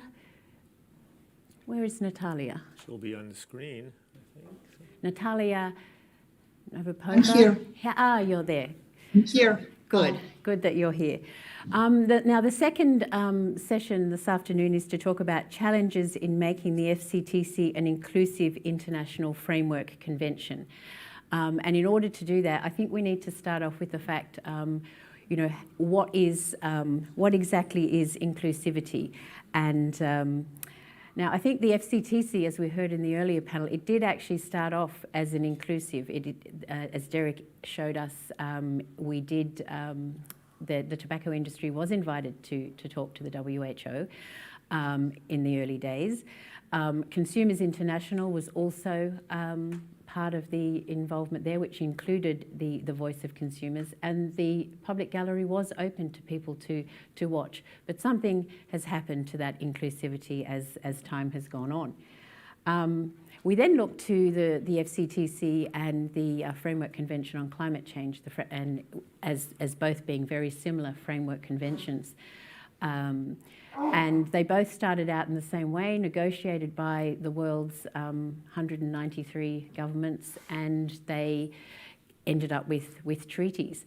And I think from that you can all see, if you turn your television on, COP26 and what's coming from that treaty is evident and aware. But when it comes to COP9 that's coming up from the Framework Convention on Tobacco Control, it's not noticeable. Why is it being left out? Why is there no significant media or anything in relation to this particular conference? And that comes back to inclusivity again. And then we look at the FCTC for the third thing, is to look at, it does include harm reduction and it does include human rights. We heard earlier this morning the fact of some of the International Covenant of Civil and Political Rights giving rights to health, as does the FCTC, which recalls all of these human rights things, the right to health. It even opens with the determined to protect public health. And yet the things that are protecting human health, such as safer nicotine products, are being ignored. And what do we do about bringing that inclusivity back? And lastly, I would say the big elephant in the room is nicotine itself. And part of the challenge, as we're going to hear from these speakers, is also covering nicotine. If you are going to be inclusive in this debate going forward, it is important that everybody truly understands nicotine, its importance, and why it is relevant. And I think there is, as many of us know, a lot of confusion between nicotine content in a bottle and nicotine absorption and delivery. And in order to have inclusivity and equality in the debate, everybody needs to know and understands these terms. So with that sort of opening in mind, we will start with Ethan Nadelman. And Ethan, as many of you know from having read his bio, he's taught at Princeton and Harvard. He's been a drug harm reduction activist since the 1980s. He started the Drug Policy Alliance. His TED Talk on why we need to end the drug wars has received huge acclaim, and he's just starting a podcast called Psychoactive with Ethan Nadelman, which I'm sure you'll all want to tune into. So without any further ado... Okay, Jeannie, thank you. Nathan. Well, it's a pleasure to be here and to be speaking on this issue of tobacco control and tobacco harm reduction. So let me just start off by saying I'm no expert on FCTC. I'm not going to come up with special, here's how we deal with this or WHO that. The reason I've been invited to some of these gatherings is because of my decades of experience in drug policy reform and advocacy for harm reduction with respect to the illicit drugs. And one of the reasons, maybe the dominant reason, I mean, I've always been sort of sympathetic to a harm reduction approach across the board. It just makes sense. You know, to me, harm reduction is a pragmatic approach. Harm reduction is the place where public health and human rights intersects. Harm reduction is fundamentally consistent with, you know, common sense, science, public health, compassion, you name it. And that also holds true of tobacco. And so I've always been generally sympathetic to it and kept my eye on it. But you know, a few years ago, Jerry invited me to his global forum on nicotine in Warsaw in 2017. And I had to look more deeply at this issue. And what struck me about this issue is that so much about it reminded me of what got me interested and engaged in the struggle for drug policy reform back in the late 1980s, which was really the height of the drug war, certainly in the US, and to some extent the height of the global drug war. And you know, back then in the 80s, as I was a graduate student and assistant professor, and I was studying and reading and writing and interviewing people in government and all of this sort of stuff, and what struck me was that the more deeply you read, the more deeply you studied this issue, you realize that the science, the economics, the public health, the human rights all suggested that drug policy should be going in this direction, towards a reduced reliance on criminalization, more intelligent reliance on regulatory approaches, you know, acceptance that people use drugs and we have to reduce the harm. But meanwhile, the public, including the elite opinion and the media, and the politicians, not just the conservatives and the reactionaries, but the people who consider themselves progressive, were all heading in the opposite direction. And it was this huge and growing gulf between what good science, evidence, common sense human rights said should be good drug policy and where, in fact, drug policy was headed, right? Now, I look today at the fight over how to deal with tobacco in our society, in my country and globally, and it seems to me the same thing's going on. The more you read the science, the evidence about tobacco, about now all of these safer nicotine products, about how and what enables people to quit, how addictive cigarettes are, et cetera, et cetera, et cetera, you realize that we should be heading in this direction, in the harm reduction direction, the public health and human rights direction, the science, the evidence-based one. But yet at the same time, we see everything moving the other direction in public opinion and media, right, and government. And what's particularly galling for me, as somebody who's played a leading role in drug policy reform efforts in the US and to some extent around the world, many of the same political figures who were my allies on advocating and ultimately winning battles to legalize medical marijuana, marijuana for all adults, needle exchange programs, methadone maintenance, harm reduction approaches, safe injection, reduced incarceration, reduced criminalization, they're the ones sometimes leading the charge for bans on safer nicotine products, for bans on e-cigarettes and what have you. And it makes me wonder how true their real convictions were to some extent in this. Now, I know that part of the problem of what's going on here is that you have this variable that's somewhat different now, right? Which is with illicit drugs, you know, there were the big evil narcos out there as there are today. But, you know, they weren't playing, I mean, they were supplying the market, they were corrupting governments, but they were analogous to, but somewhat different from the role that big tobacco and to some extent the other nicotine-producing firms that are legal today are playing. Yet at the same time, there's this way in which, you know, I have to say I'm really impressed at how savvy the tactics have been of what I would call the tobacco prohibitionists, of the anti-nicotine fanatics. Because what they've done is to sort of create a catch-22, right? Where there is essentially at this time, you know, they know that they cannot win on the evidence. They know they cannot win the public health argument. They know they cannot win from a human rights perspective. Therefore, what they are engaging in, and by the they I'm talking about here, especially coming from the US, Michael Bloomberg and his funding and his money in this area. And the guy's done a lot of good on broader public health and even harm reduction with illicit drugs and overdose prevention and a lot on tobacco control and anti-smoking. So God bless him for all the good work he's done there. But when you saw him make that commitment a few years ago, you know, on national television in the US, committing $160 million to ban, he said he wanted to ban flavored vaping, but in point of fact, he was also at times quoted as saying he wanted to ban all vaping, right? And then you see him being interviewed, and why you do this? Well, every parent in America should know, he said, that if your child vapes, they could lose 5 or 10 points off their IQ. Really? Now, where'd you get that one from? Now, then I looked at some of his rhetoric, and I realized Bloomberg was a bit of an anti-marijuana fanatic as well. You know, it was what caused him to support policing policies in New York that resulted in 50 to 60,000 young men of color being arrested each year for simply having a little marijuana in their pocket. It was probably one of the major variables which caught up with him when he wanted to run for president and kept him from going any further in that regard. But when you look at, you know, he was basically taking the old anti-marijuana rhetoric about the adolescent brain, about the gateway theory, each of which might best be described as an ounce of truth embedded in a pound of bullshit, right? And he was applying it to the area of tobacco and alternatives to tobacco.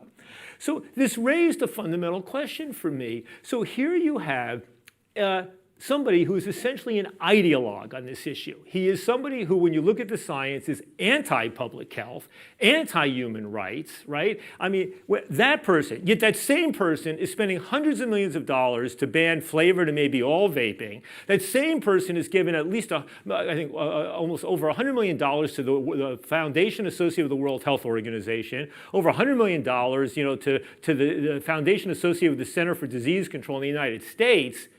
And it raises the question, what does conflict of interest mean, right? Now, on the other hand, I see with respect to big tobacco, right, you now have an almost McCarthyist-like approach. And for those of you in London who don't really know what I'm talking about, Joe McCarthy, the famous fanatical anti-communist in America in the early 1950s, and they held congressional hearings, and the question was, are you now or have you ever been a member of the Communist Party, right? And they demonized and they persecuted all sorts of people, you know, from teachers to politicians to members of the State Department, the military, you name it. But this guilt by association of any way, regardless of who that person really was, regardless of their accomplishments.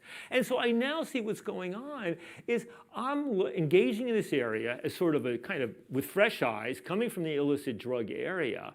I'm meeting these remarkable academics in the US, UK, and other countries around the world, many of them who were real champions and leaders in fighting against big tobacco and smoking and all the duplicitous and evil activities they engaged in throughout the 20th century and into the even into this century.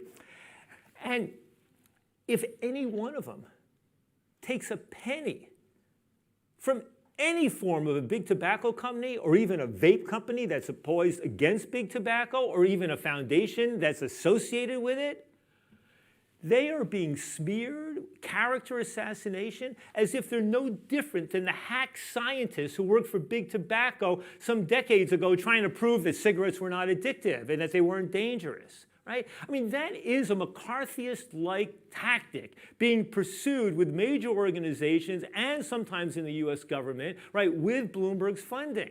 Right? So I'm looking at where is the true conflict of interest here. To me, question one can, you know, and sort of it's scary because when you talk about conflicts of interest, people can be so simplistic-minded about it, like, oh, did you do that? Did you take that money? What have you?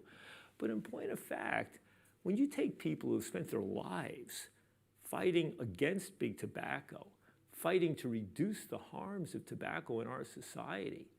And now you see the tobacco control community splitting between tobacco control advocates who see harm reduction as playing a very important role in reducing the harms of tobacco. And on the other hand, tobacco control advocates, all of whom were allied some decades ago in opposing big tobacco, but this other group is now shifting the goalposts, shifting the priorities from being against smoking and against tobacco in the bigger way to being like essentially trying to create a nicotine-free society, what we would call the abstinence-only ideologues when we're dealing with the illicit drug area. Now, I flip back now to my illicit drug background and stuff like this and how we moved. I didn't mean to put it that way, my illicit drug background. My involvement in advocacy around trying to change policies around illicit drugs. You know, we had to be clever about the tactics we pursued. You know, in the late 1980s, early 1990s, the notion that we might begin to embrace harm reduction policies in a majority of the countries around the world, the notion that marijuana might actually become legally available and we would just stop arresting people for it, the notion that we would reverse these trends, I mean, all of that just seemed quixotic. It seemed quixotic, as in some respects, right now, the battle for tobacco harm reduction globally seems a bit quixotic, right? I mean, here we are in the UK, one of the few governments that, at least relatively speaking, is good on this issue.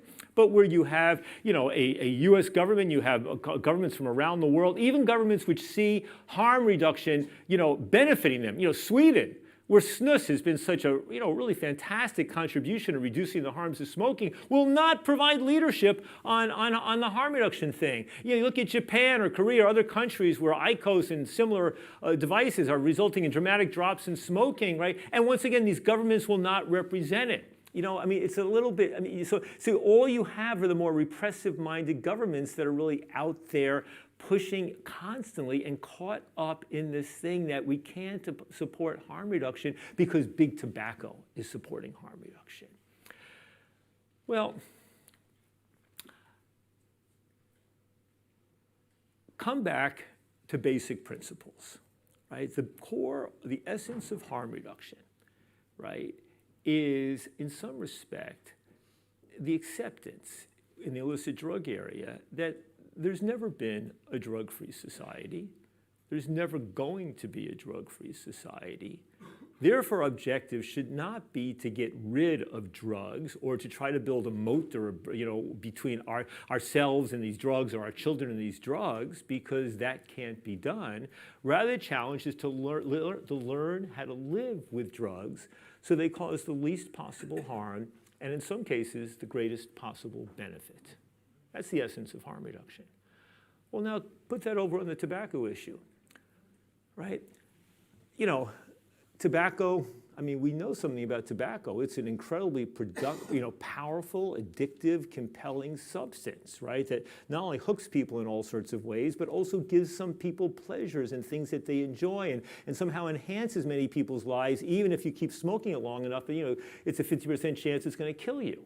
Right? We know it took off like wildfire when it came out of the Americas into Europe and around the rest of the world. There was something compelling about this substance, right?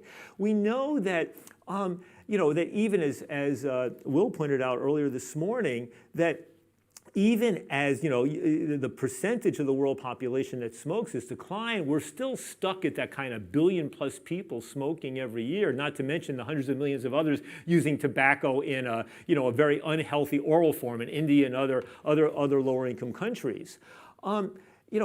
Therefore, I don't see us moving in the direction of a nicotine-free society.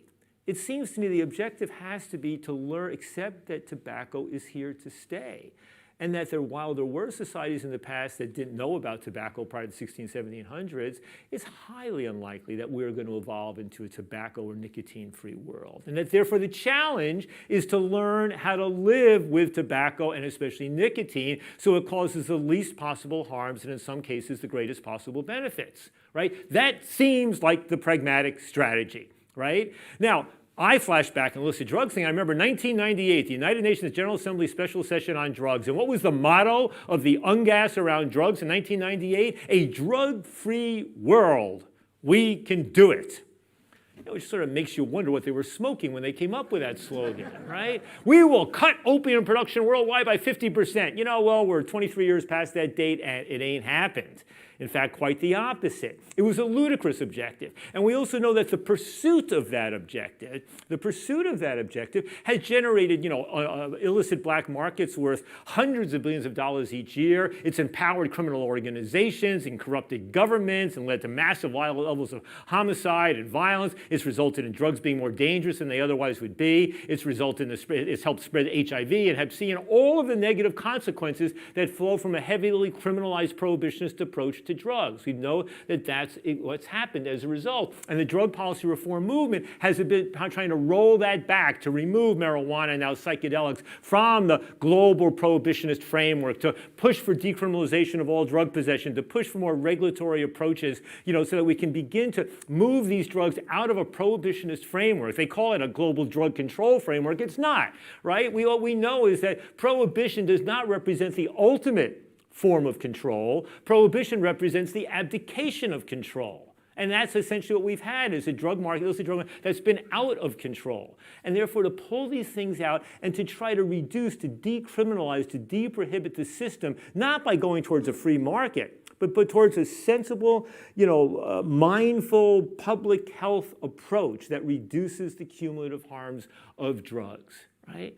Well, the same thing has to be true with nicotine. When we see governments that are banning e-cigarettes around the world, right? When we see all of the other, whether it's the flavored things or maybe all vaping devices, all of these measures, first of all, there is going to be a black market for these things. And we know that people are going to adapt in ways that are going to be harmful to their health and ultimately going to be, non-beneficial, right?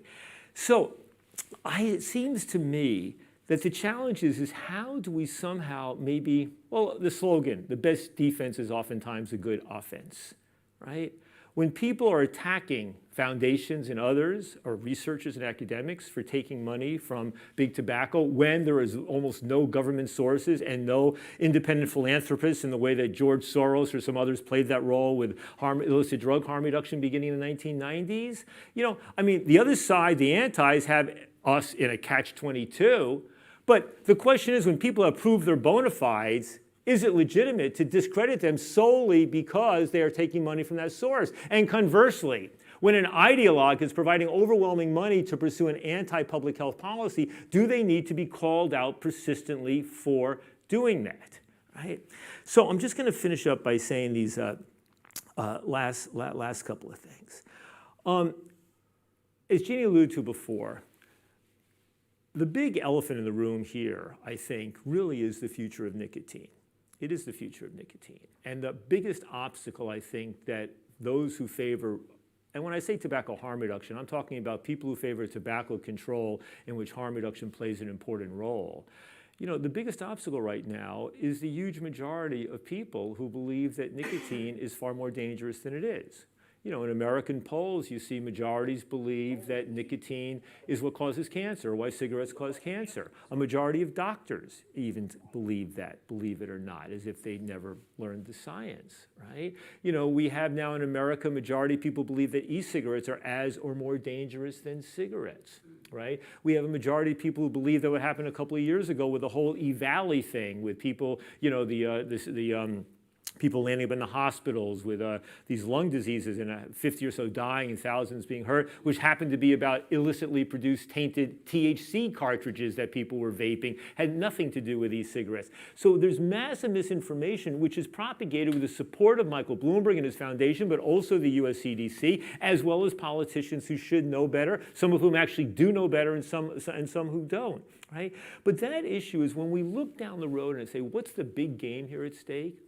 On some level, what we're talking about is, do we want to persist in a world where probably 1 billion people continue to smoke for decades? The proportion of the population will decline that smokes, but roughly 1 billion people continuing to smoke for decades to come?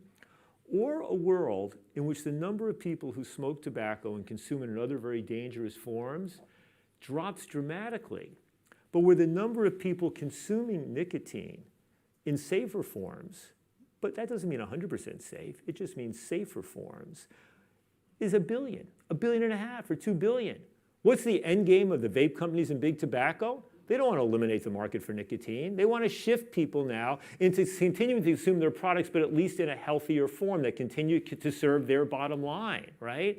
Now, it seems to me that's the big name of the game. So long as people are fundamentally misinformed and miseducated about the realities of nicotine, there's no real way for the harm reduction movement to move all that much further.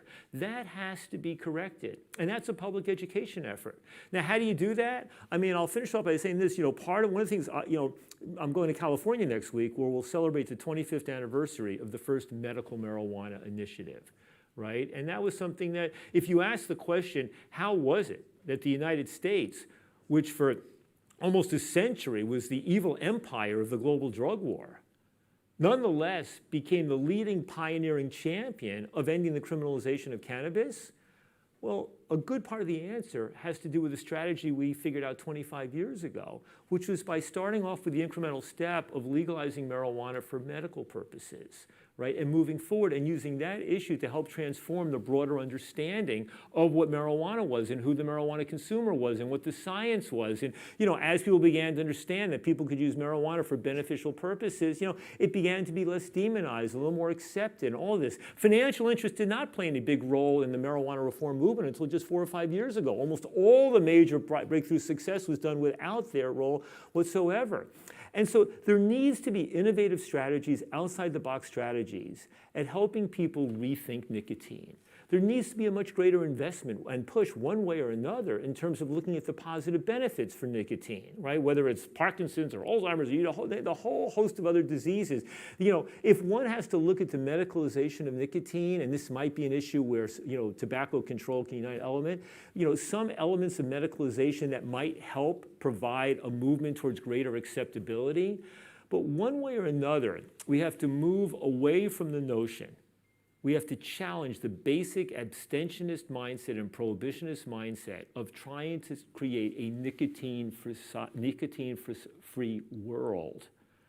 Because I got to tell you, I'll be damned if after having spent decades of my life rolling back the war on drugs and the criminalization of various illicit drugs in my country, that I'm going to go to my deathbed watching a brand new drug war spreading around the world in which the new target of prohibitionist policies and police agencies, it happens to be nicotine and tobacco products. And my fear is we could indeed land up in that direction. I'll stop there. Thank you.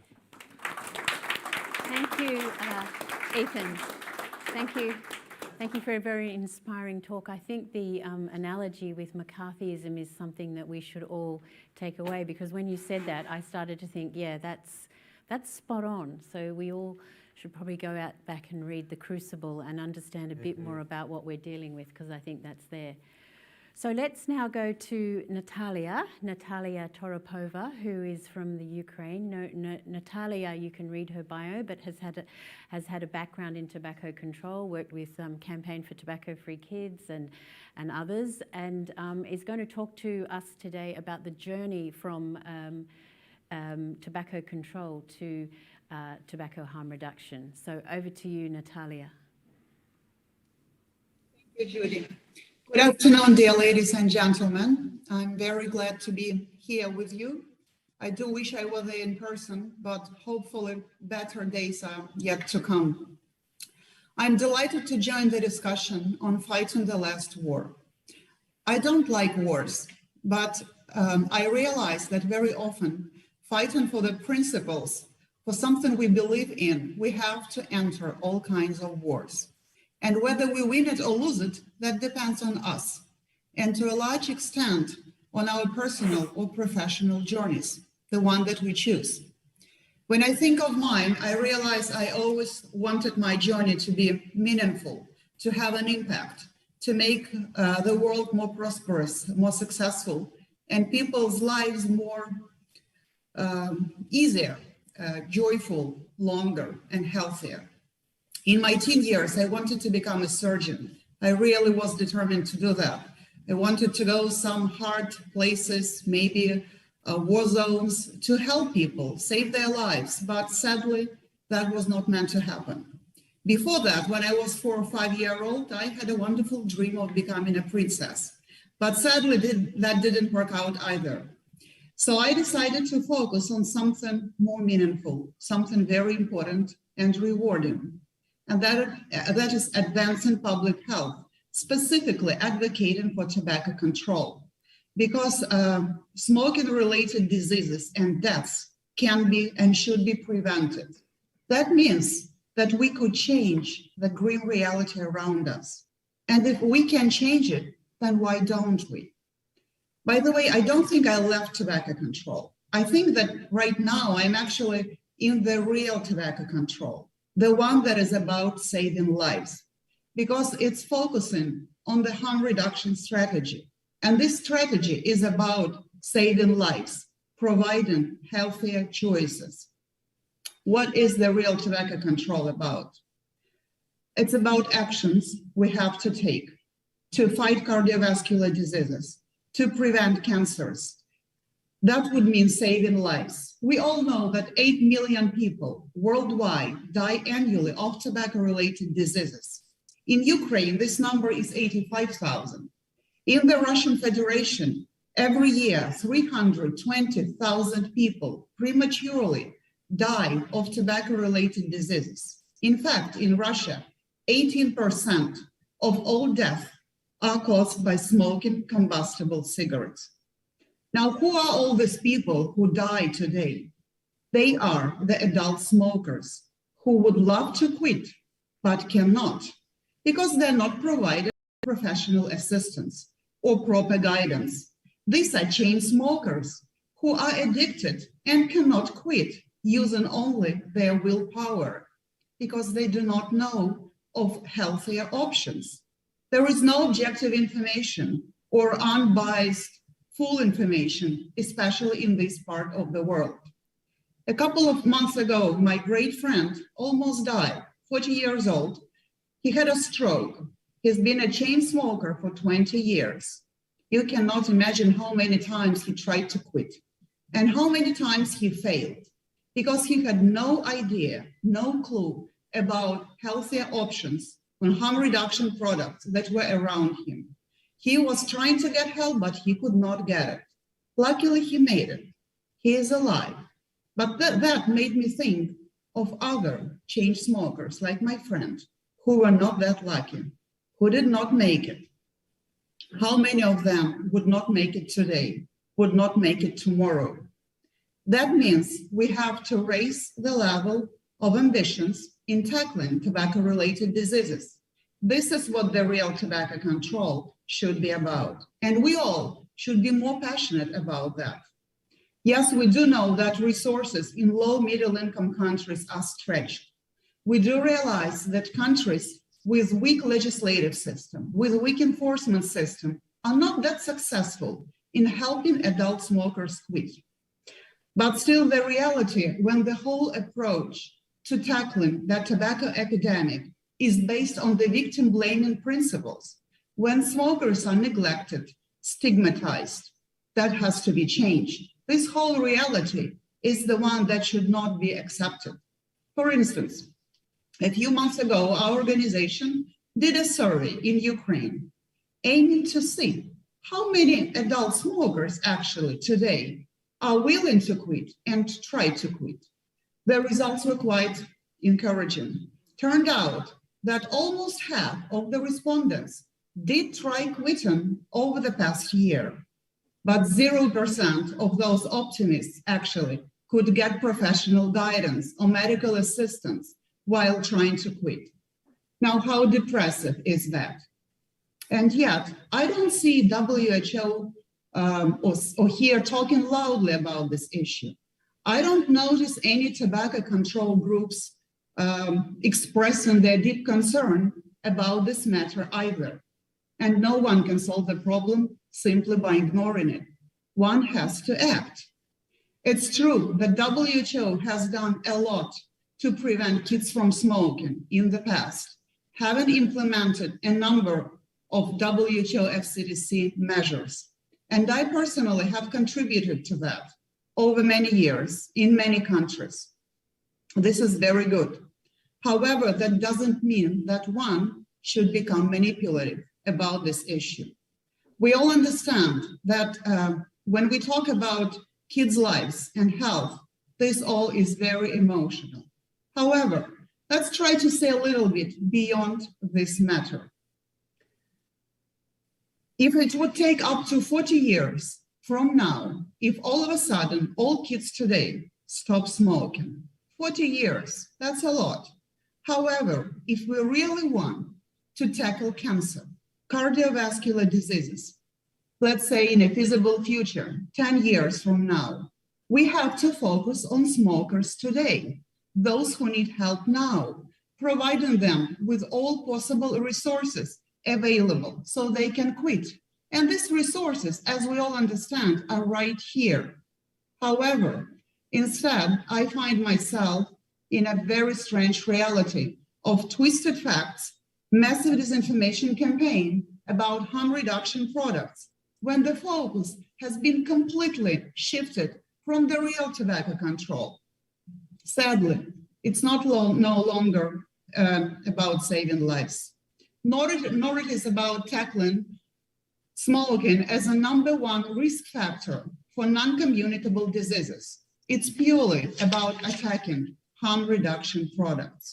This is not what the real tobacco control should be about. And this reality should not be accepted. It must be addressed with a new reality. completely different, where smokers are respected and not stigmatized, where they are cared for and provided help by their doctors, where economic incentives to help smokers switch to harm reduction products and quit are available, where governments of all countries care and healthcare workers actively provide professional guidance. That tobacco control I used to be a part of, unfortunately, does not exist anymore.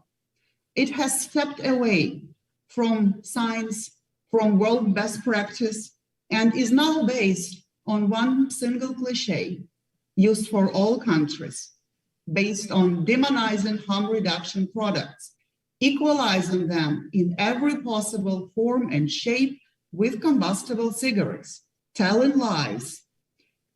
And that happens in every country, presenting harm reduction products as a Trojan horse, undermining the tobacco control efforts.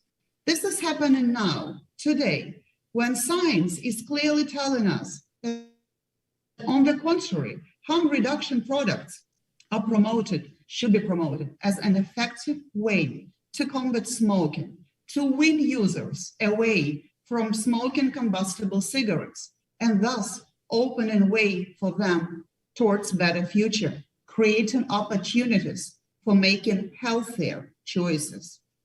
And I think this is exactly what we should focus on if we want to win this war, and nothing should discourage us. That won't be easy, but I'm sure we all can meet the challenge and win. Thank you very much for your attention. Thank you. Thank you, Natalia. I think that was a very interesting, outline of the fact that things have changed from a desire to protect health to sort of being ideologically driven, and some of the no longer is there that scientific basis driving things. I think that's a very interesting storyline that you took us through for that transition that you experienced. So now let's turn over to Professor Jerry Stimson, who is a professor of sociology associated with Imperial College and the London School of Tropical Medicine and Hygiene, as well as a leading advocate during the 1980s and continues on drug harm reduction, and very significant in bringing that about in the UK, and of course involved in setting up this very conference. So over to you, Jerry, to talk about what we've learned, what we have learned and what is next for tobacco harm reduction. Thank you very much, Jeannie. I didn't know in 2010 that I was entering into a crazy world of tobacco control. I'd spent, as Jeannie indicated, a lot of my life working on drugs harm reduction, and became interested in tobacco harm reduction around 2008, 2009, 2010, and I thought, well, wow, here is the solution to the world's smoking problem. I thought it ticks all the boxes. It's all this kind of world health and public health of boxes, and helping people to change, putting control in the hands of people, and it seemed to be such a simple solution. And I thought, well, wow, all my public health colleagues are going to agree with me. But I soon found out that even though many of them were pro-drugs harm reduction, pro-drug law reform, when it came to tobacco, there was another hat, very different beast. So some of those friends of mine who'd been very active and taken great risks in pursuing drugs harm reduction, when it came to tobacco and safer nicotine products, very different view. And it's a crazy world. I mean, I thought I was heading for I've retired a couple of times, and my last retirement was 2010. I'm not sure when my next will be, but all my team say I should never retire. But since 2010, there's really sort of strange things happened. I mean, I find myself on a WHO blacklist. You know, I find myself with an entry in Tobacco Tactics, the University of Bath Tobacco Tactics website. And of course, you know, amongst our friends, you know, if you have an entry there, you know you're doing the right thing. And there are some people in the room who are saying, why don't I have my own entry on the Tobacco Tactics website? Anna Gilmore, please give me my page. And, you know, there are the niggles and the hurts. You know, I've got friends who are banned from speaking to me because I'm working in tobacco harm reduction and I'm funded by the Foundation for a Smoke-Free World. There are people who are banned from coming to the Global Forum on nicotine for that reason. I mean, this is pretty crazy. So there are many groups trying to stop tobacco harm reduction. They will slow it and there are setbacks, but I think the end of combustion is in sight for tobacco, just as it is for fossil fuels. I mean, THR is being driven by three things: the new nicotine technologies, consumer interest, and good regulation. Those are the three drivers. And perhaps that's why public health has a problem with this, because public health is quite happy. I mean, I was a left-leaning public health social scientist, you know, well, you know, all that stuff that I had to leave behind a little bit. But, you know, public health is sort of happy in telling what people are doing, then getting a bit annoyed when they don't do it, but feels very uncomfortable when people start doing things without being asked to by public health. And I think that's one of the issues here, the sort of lack of ownership from by public health and by the medical establishment, because it came from a very different direction which they couldn't easily control, and so, you know, the response is to raise the concerns, raise the fears, the FUD, fear, uncertainty, and doubt. So, positive side, tobacco harm reduction is here for good. It's an easy fix that will have a massive impact on world health. It's a free gift. I mean, it's the companies that meet the R&D expenditure and the manufacturing costs, and it's the consumers who put their hands in their pockets to buy the goods. So it's one of those classic but often unremarked upon health interventions that doesn't require government expenditure.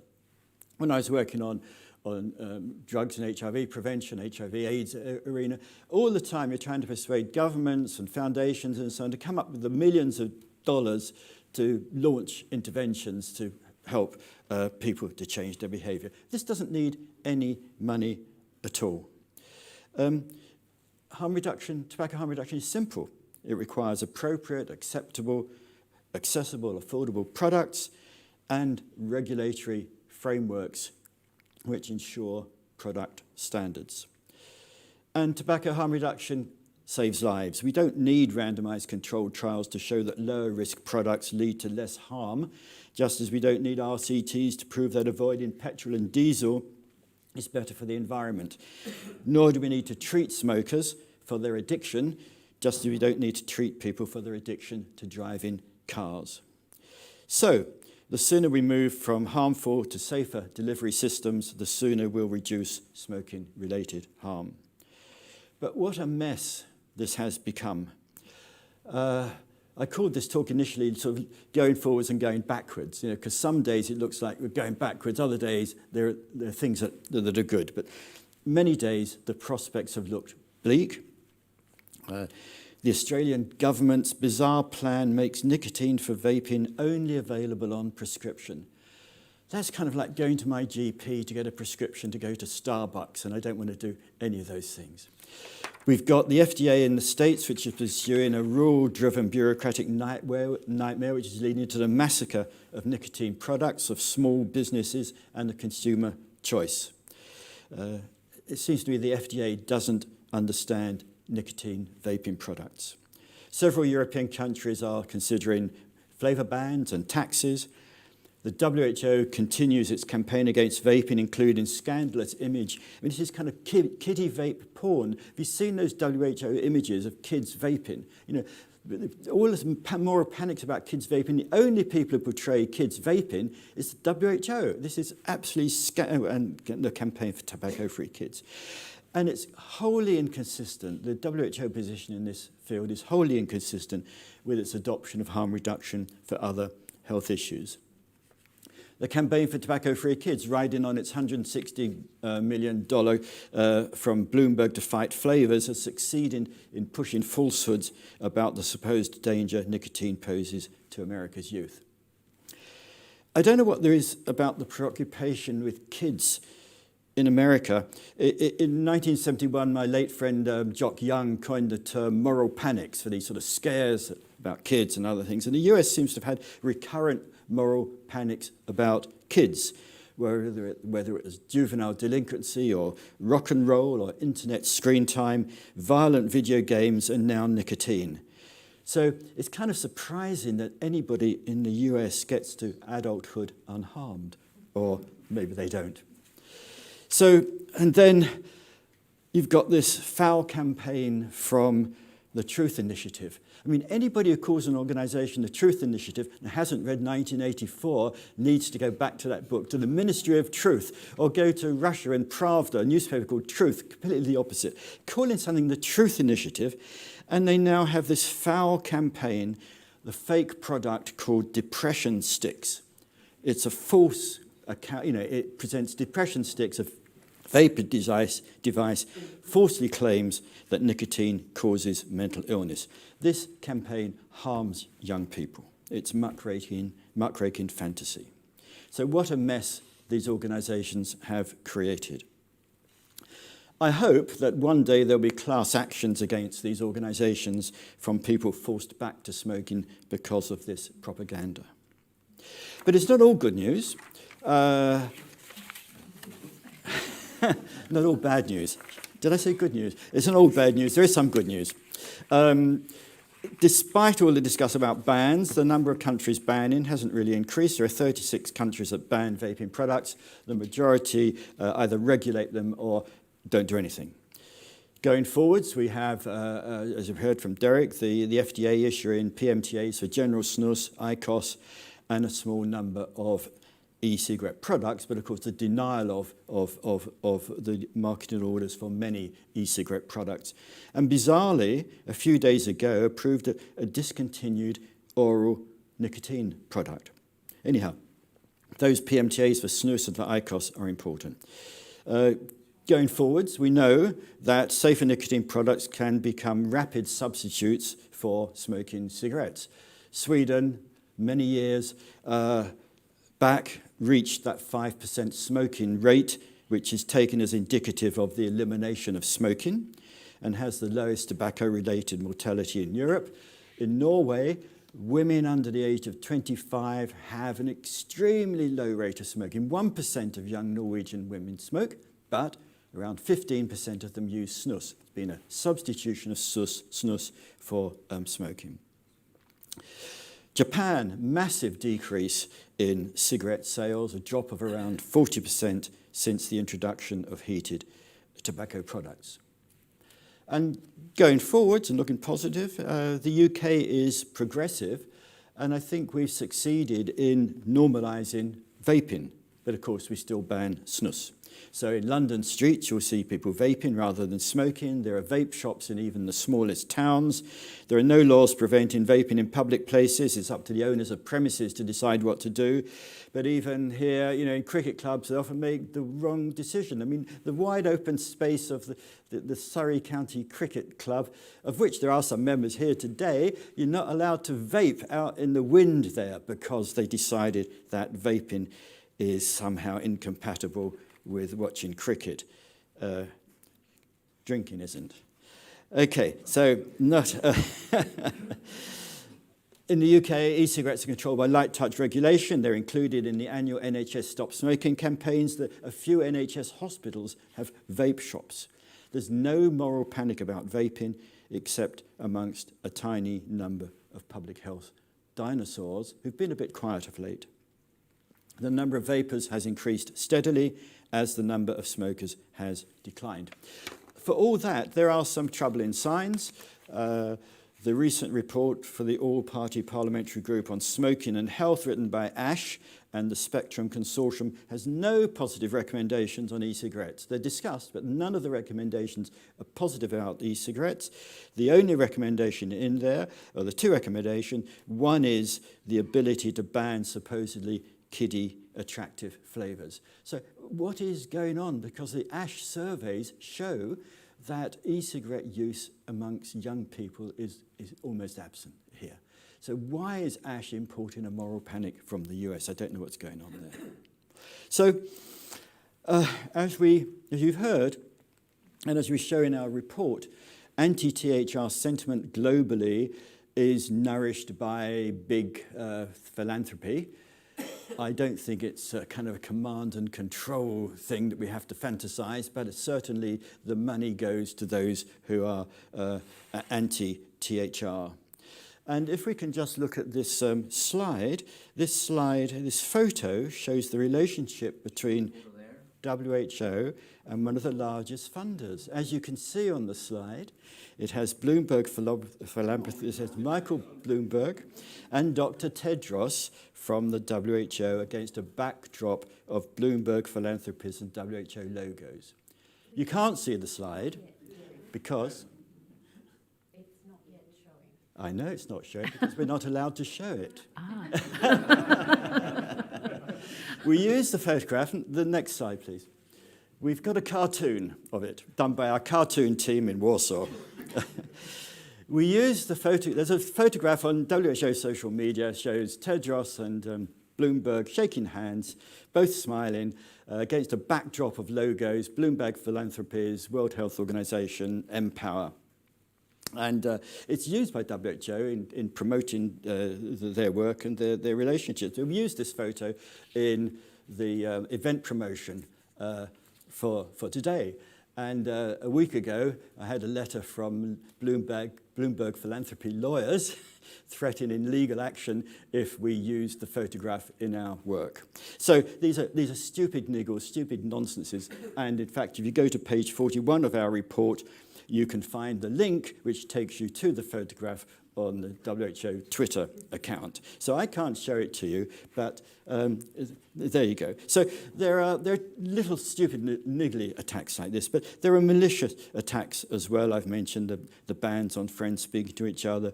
The pseudo-investigative journalists fed money and stories by the Bloomberg-funded groups at the University of Bath and at Vital Strategies. Bath has contracts with journalists on smoking and THR work. It includes what I call academic apartheid, the no platform and the exclusion, and some of it is clearly bonkers. The Centre for Good Governance in Tobacco Control prohibits participation in its events for those with tobacco industry contacts to the 4th degree of consanguinity.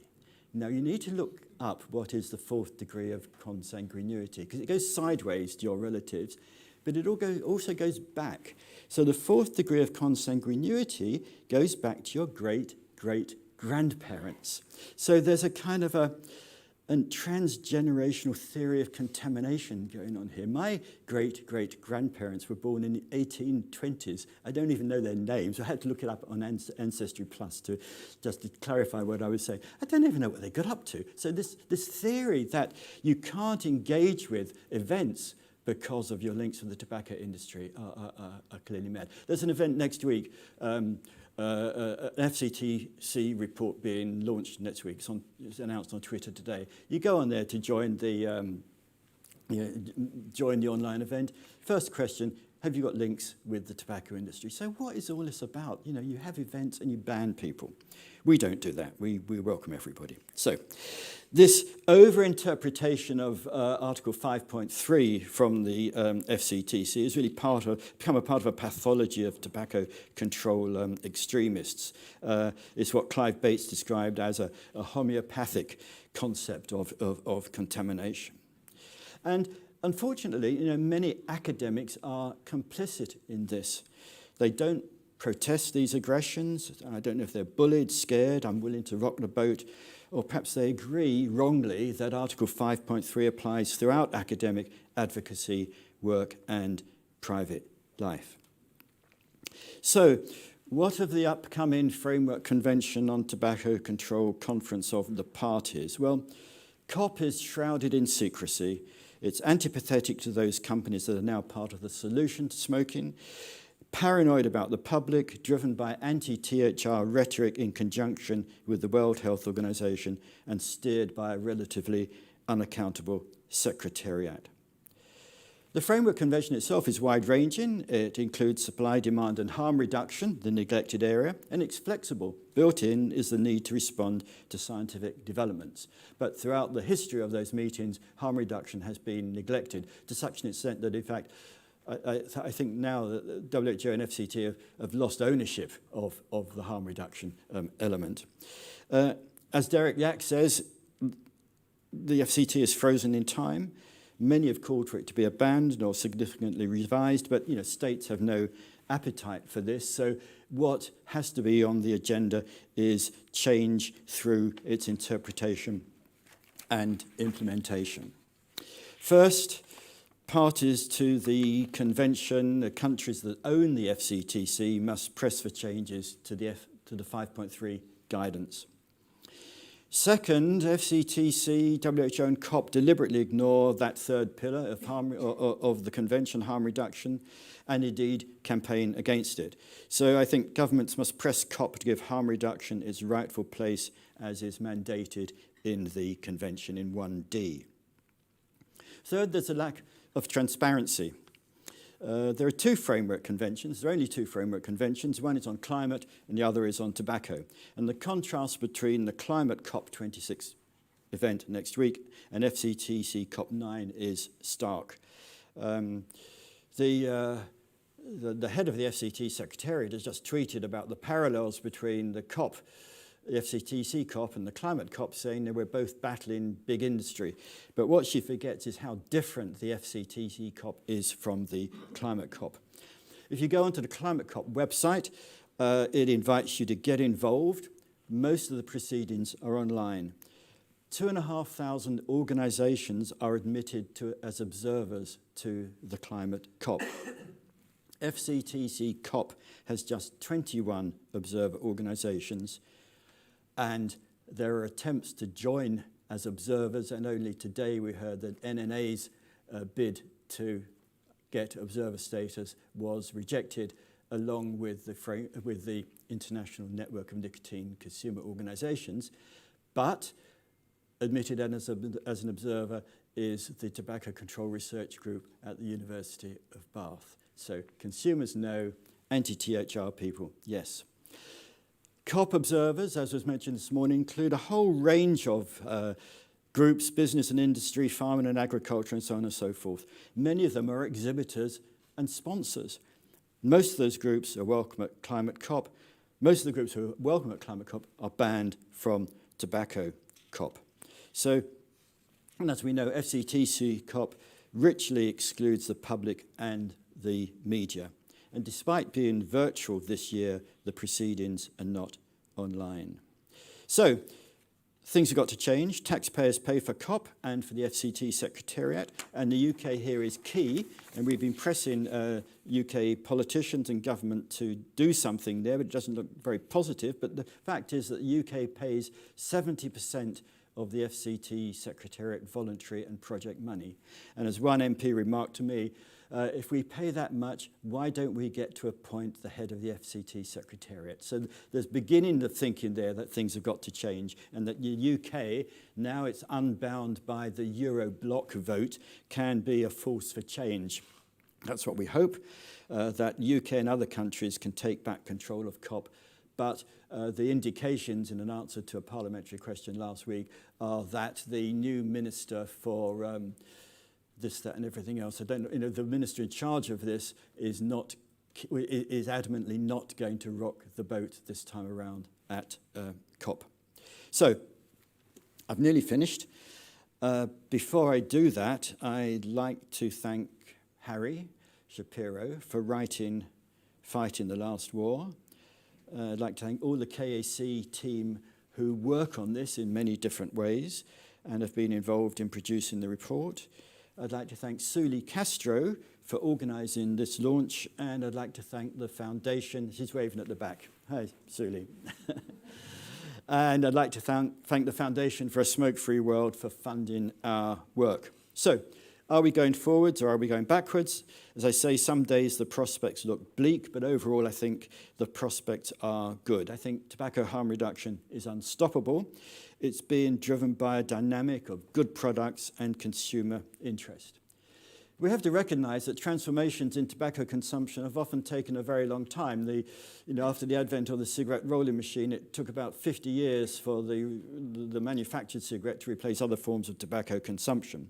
So the question for us is really not whether this transformation to safer nicotine products will happen, but the speed of transition, and of course, the longer it takes, the more deaths.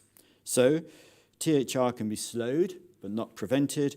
The question, I think, is not whether safer nicotine products will replace cigarettes and other harmful tobacco products, but when.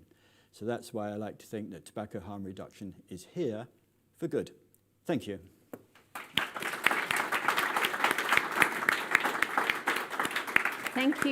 Thank you, Jerry. Thank you for reminding us of moral panic and academic apartheid, and also I think for making the significant point of we can get there. It's onward and upward. It is going in the right direction. And why aren't governments actually doing what they're supposed to do? And I think what you said, Ethan, brings a lot of it into that. They're scared. When Canada spoke up and said, I think we need to keep the public gallery open to the public, no other country in the world supported Canada. That's the sort of thing that needs to change going forward. So we have questions now to the panel. We have quite a lot of them on the monitor. I might start there and then come to questions in the audience. I think the very first question that came in seems to have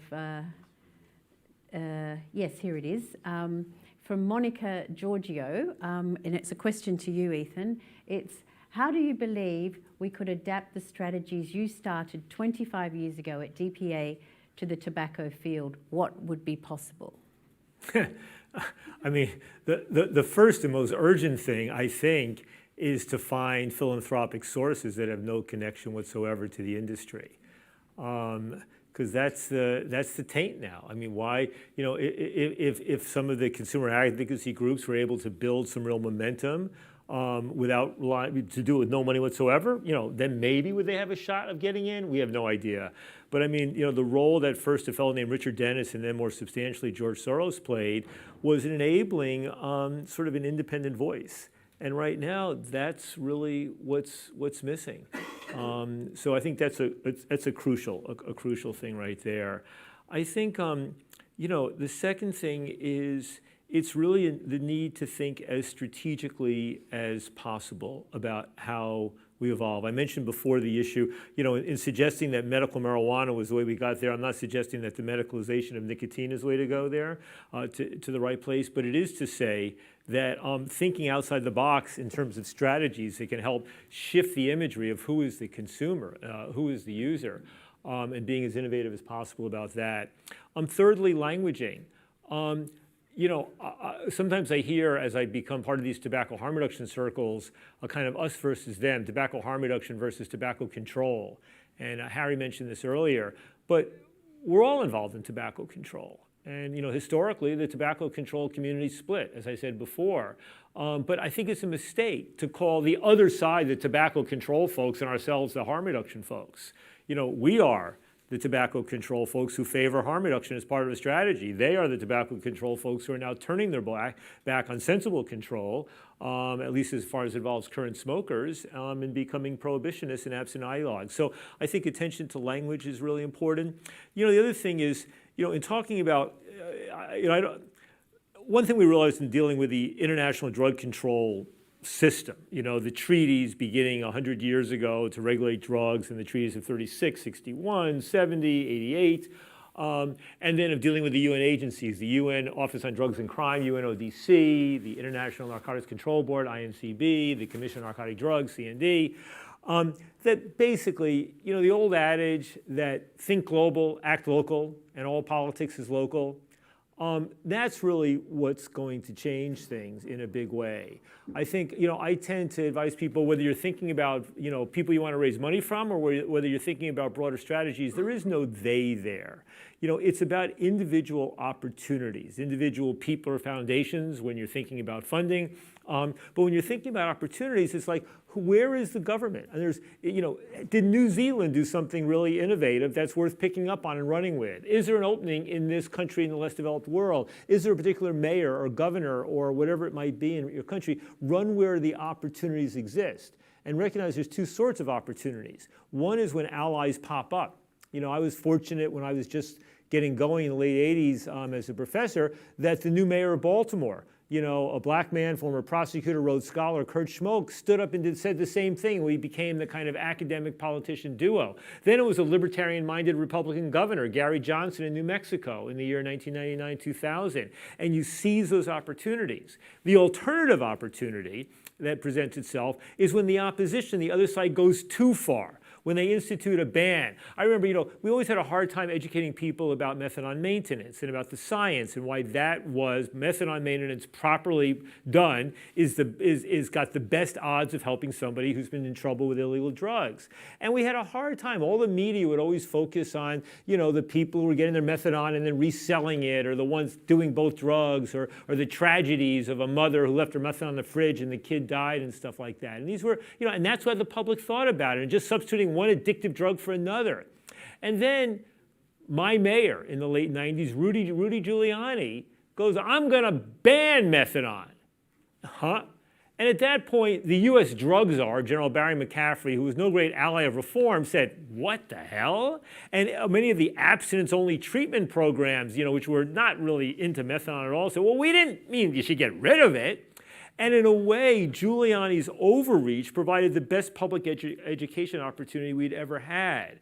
So it's looking for those places where either good folks are running the right way and you can jump onto it and try to elevate, maximize those efforts, or where the other side is overreaching in a way that might, in fact, shock the conscience. I think overreaching is a really good thing. I mean, that's where we come to a question that's just come in from Australia for you, Natalia, about the overreaching of the Australian government. It's from Andrew Thompson. It says, Australians can now only get nicotine for vape by subscription from doctors. Given their belief nicotine causes cancer, etc., it's failing. Is it really a practical approach to tobacco harm reduction? Do you think that the Australian government's overstepped, to pick up on Nathan's point, in the context of that question? Asking me? No, I'm asking. Sorry, I'm looking to the screen behind me rather than in front of me. To no, it's very hard to, when you're on Zoom. You can't really figure out where people are looking at. Sorry. Well. I can speak for the region of the former Soviet Union, right? And that's unfortunately in the practice of harm reduction, it's a completely different universe. I mean, the experience of Australia is so different for Ukraine. I mean, here, not only people cannot speak of harm reduction products on prescription or just buying them in pharmacies. Here, harm reduction products have a very, very bad reputation because of the unbiased and fake information.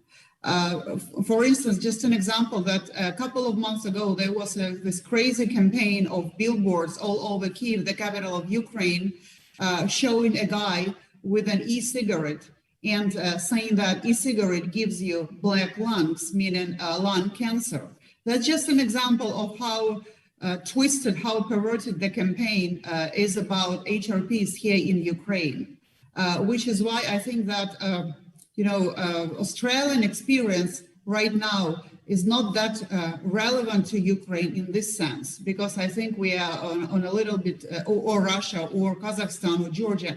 I mean, take any country of the FSC region. I think we're a little bit on a different level right now. Okay, thank you, Natalia. And I think leading from Russia to Africa, we have a question for you, Jerry, which has a lot of likes, and it's what advice do you give to the African countries whose economies have for decades heavily relied on tobacco production? Yeah. There are countries in Africa like Malawi where 60% of the foreign earnings come from tobacco, huge proportion of GDP from tobacco. You have the sort of the strange situation that Malawi, for example, export tobacco and import cigarettes. So the farmers there are going to be in difficulties. So there's clearly parallel in what we're discussion in tobacco harm reduction and safer nicotine products. We should also be interested in agricultural transformation, because what will these farmers now be growing? In fact, there's a growing interest in growing marijuana in many of these countries, transitioning to other products. So there are ways out, but it has to be handled appropriately. But I think the other question for African countries is, what does tobacco harm reduction look like in those countries? What do the products look like? Because a lot of the stuff that we have here, you know, it's expensive, it's fancy, it's driven by electricity. So can you develop local products, local reduced risk tobacco type products, snus type products? And so I think, you know, and bearing in mind in many parts of Africa, it's not just smoking, but there's a range of other types of tobacco products. So, and that's something for the companies as well, for the big tobacco companies, because, you know, making money now in Japan and Europe and North America.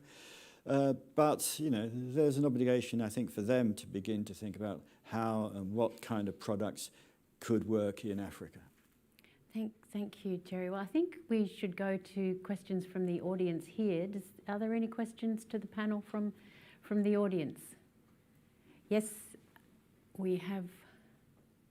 Oh, we don't? We do. Front row. Front row. Front row. Front row. Okay, Martin, if you could just say where you're from so people know. Hi, Martin Cullip, Taxpayers Protection Alliance. Jerry was talking about the Truth Initiative and how they don't tell the truth, basically. They came out with a report or a statement on September the 9th last month, where obviously I think stung by the fact that everyone's saying that the WHO and all the anti-vaping forces do not recognise harm reduction. So no, of course we recognise harm reduction. We're very much in favour of harm reduction. And then proceeded to redefine what harm reduction means to them, and said that they're in favour of harm reduction such as NRT, but only if it leads eventually to not using nicotine at all, which is just another way of saying quit or die, in my opinion. So the WHO and all these organisations know what harm reduction is. You know, they don't talk about banning electric cars because it doesn't lead to quitting driving altogether. They know what vaccines are, they know what harm reduction measures are. So they're either refusing to accept what harm reduction is, or they just don't understand what harm reduction is. So how do you make them either accept harm reduction or even understand it? Well, I think everyone can comment on that. Do you want to start, Ethan? Yeah, I mean, I think what also Truth was responding to was, a whole number of things. You know, the possibility that FDA was going to approve this Views product, the e-cigarette product they did. It was also that wonderful initiative by Ken Warner, you know, remarkably distinguished economist, former dean at University of Michigan School of Public Health, who enlisted a majority of the past presidents of the SRNT, the Society for Research on Nicotine, and Tobacco, to sign essentially, a publication, American Journal of Public Health, saying that harm reduction needs to be taken more seriously in the public health community. And the SRNT is not seen as a pro-harm reduction organization. So, I mean, that sort of effort that was, or when you look at the article when Cheryl Hilton and a number of others, who was the past president of Truth Initiative when it was pro-harm reduction, when they published in Science. I mean, I think things like that in the academic world, make a real difference. Unfortunately, there's not the consciousness or the funding to take those sorts. That SRNT publication that Ken Warner orchestrated in American Journal of Public Health, that science, there's no enterprise out there that is putting that out into the public media attention, right? If the advocates for harm reduction had a fraction of the money that Bloomberg's putting into banning, then items like that would get global attention.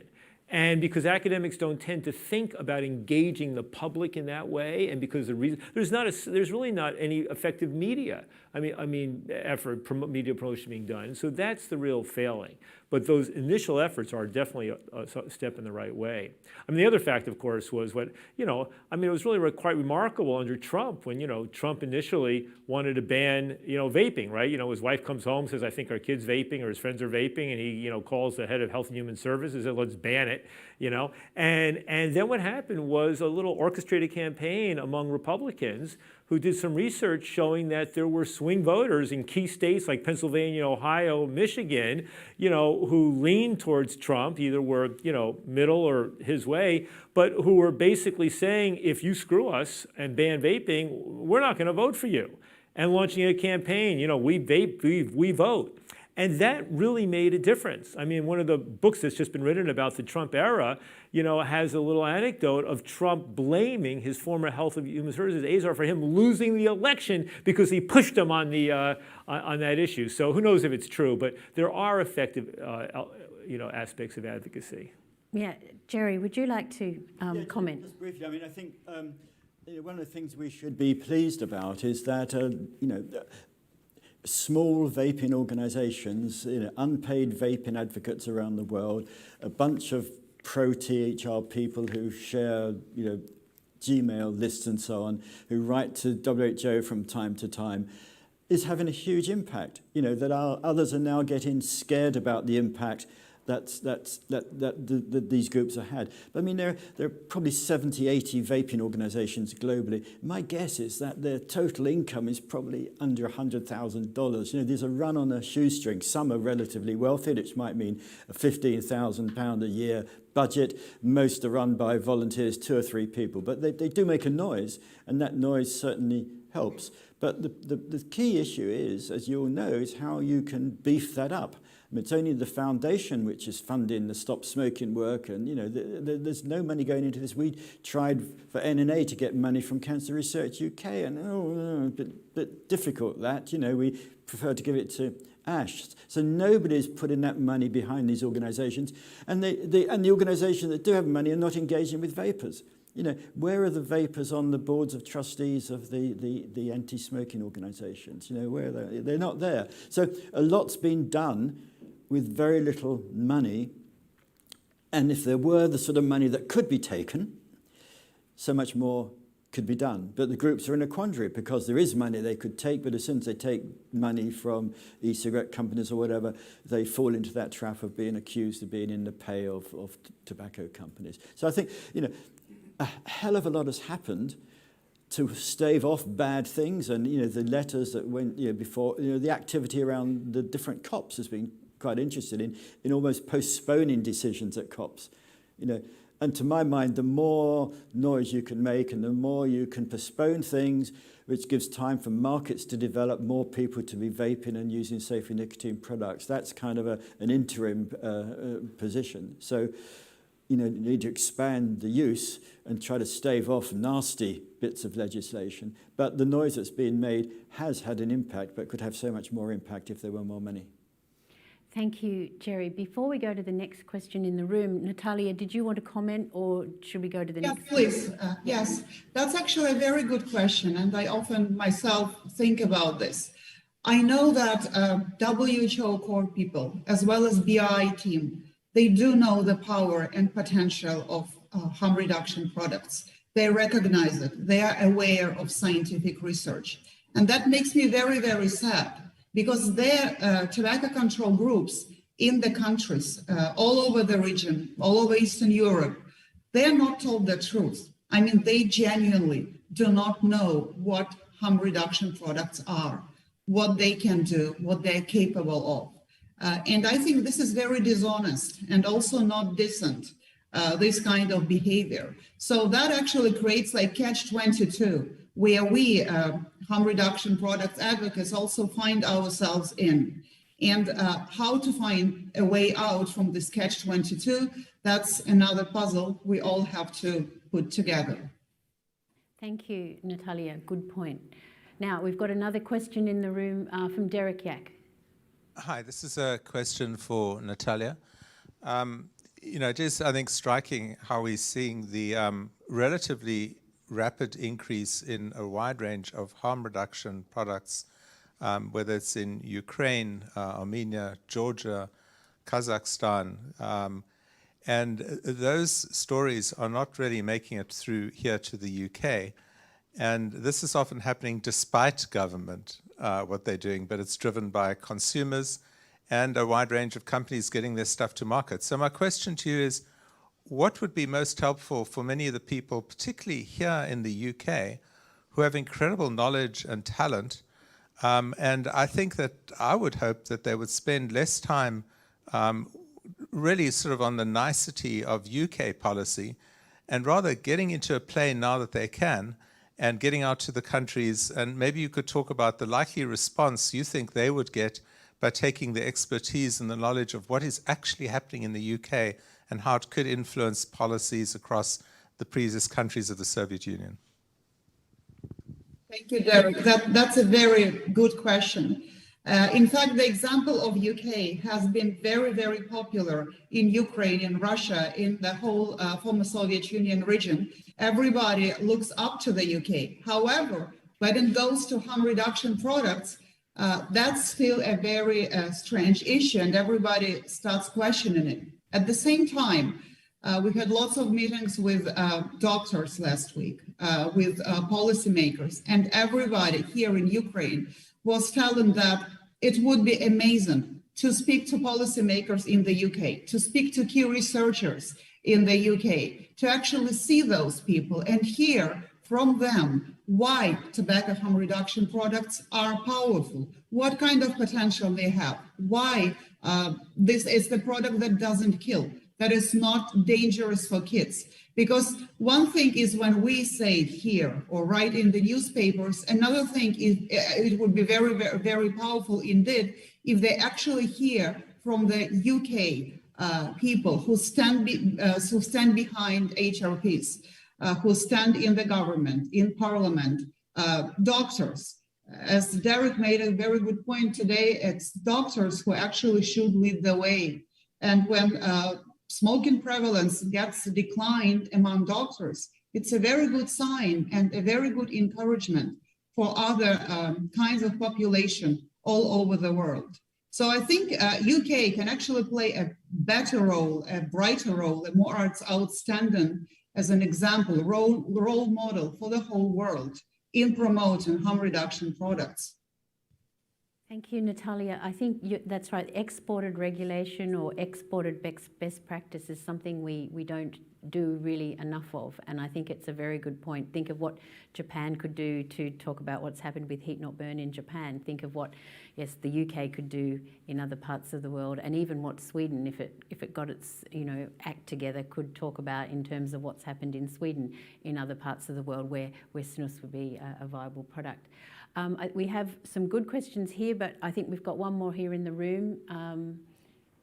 Hello, my name's David Skinner. I don't have a dog in this fight at all, so I'd just like to ask the panel on the theme, or going back to the theme of overreaching.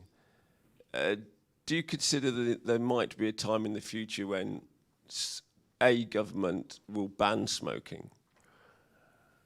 And going on from that, if they did, or got close to it with the decreasing numbers of people who do smoke, do you think there may be a time when a government in the future may say to those that are left who do smoke that we will no longer provide healthcare for you?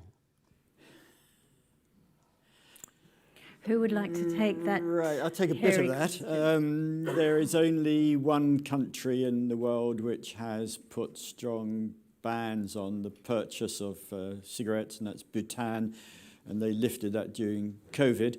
But no, there are no countries which currently ban cigarettes, and I don't see that happening. I mean, there are moves to say, well, everybody born after whatever year won't be allowed to smoke, or won't be, try to move the age upwards. It's still going to be, strong pressures to not to start or to, whatever. You've got a product which is currently legal in every country in the world. You've got, legal production of tobacco in huge number of countries. We've got this whole history of drug, attempts to eradicate coca growing in Colombia, and they've just arrested the most recent, big cartel guy, but, the next guy will be in place within, probably already. So you can't really ban something like smoking or ban tobacco. And that's why the tobacco harm reduction proposition is so much more attractive, because you're offering a choice. It's like, saying, okay, we don't want any more pollution, we ban driving. You can't ban some of these products, but you have to offer the opportunities to shift in a different direction. And I think that's what's so attractive about the tobacco harm reduction proposition, because it nudges people, it allows people opportunities to make those choices which lead away from something they don't want to do. Let me just add a few caveats to that, though, because I am a little more concerned about this. I look at the history of international drug control, and if you ask the question, how was it that so many countries all around the world signed on to the prohibition of cannabis, even though many didn't even know what it was? There was a persistent pressure coming from the U.S. government, et cetera. And if you have a key government like the U.S. or others that begins to get behind a more prohibitionist campaign, I could see some momentum beginning to build. And then just two other points. Some years ago, we did a poll, public opinion poll. We asked people if they would favor in the United States a federal law criminalizing cigarettes within the next 10 years. And by and large, something like 40+% of the public said yes. But the highest group, with over 50%, was two groups. One were conservative Christians, and the other group was young people. Right, and the fact that young people were, were more and more accustomed to there being restrictions on cigarettes here and there, and they're thinking, here a ban, there a ban, everywhere a ban, let's ban the whole thing, basically. So I think we could see sentiment shift, and I think the last part of this is there's growing support, even within the tobacco harm reduction movement, for restricting the nicotine content in cigarettes to the point where they cease to be what we think of as cigarettes. And I think if that proceeds too far, where you're no longer allowed to sell cigarettes with any meaningful amount of nicotine in it, that will reduce the number of people smoking. It'll provide a shift to harm reduction devices to the extent it's available. But it also means when you're talking about 13% of the American population and maybe 13% of the global population or whatever it is, still smoking, that suggests to me that restricting the nicotine levels in cigarettes becomes something like a de facto ban, in which case one could see an explosion in the black market. I'm struck in tobacco control circles and even the harm reduction group that, coming out of illicit drugs, we're familiar with black markets, as I said earlier in my talk. But when people in tobacco control think of black markets, they think about something that's worth some billions of dollars around the world. There's some criminal organization involvement, not a lot of violence behind it.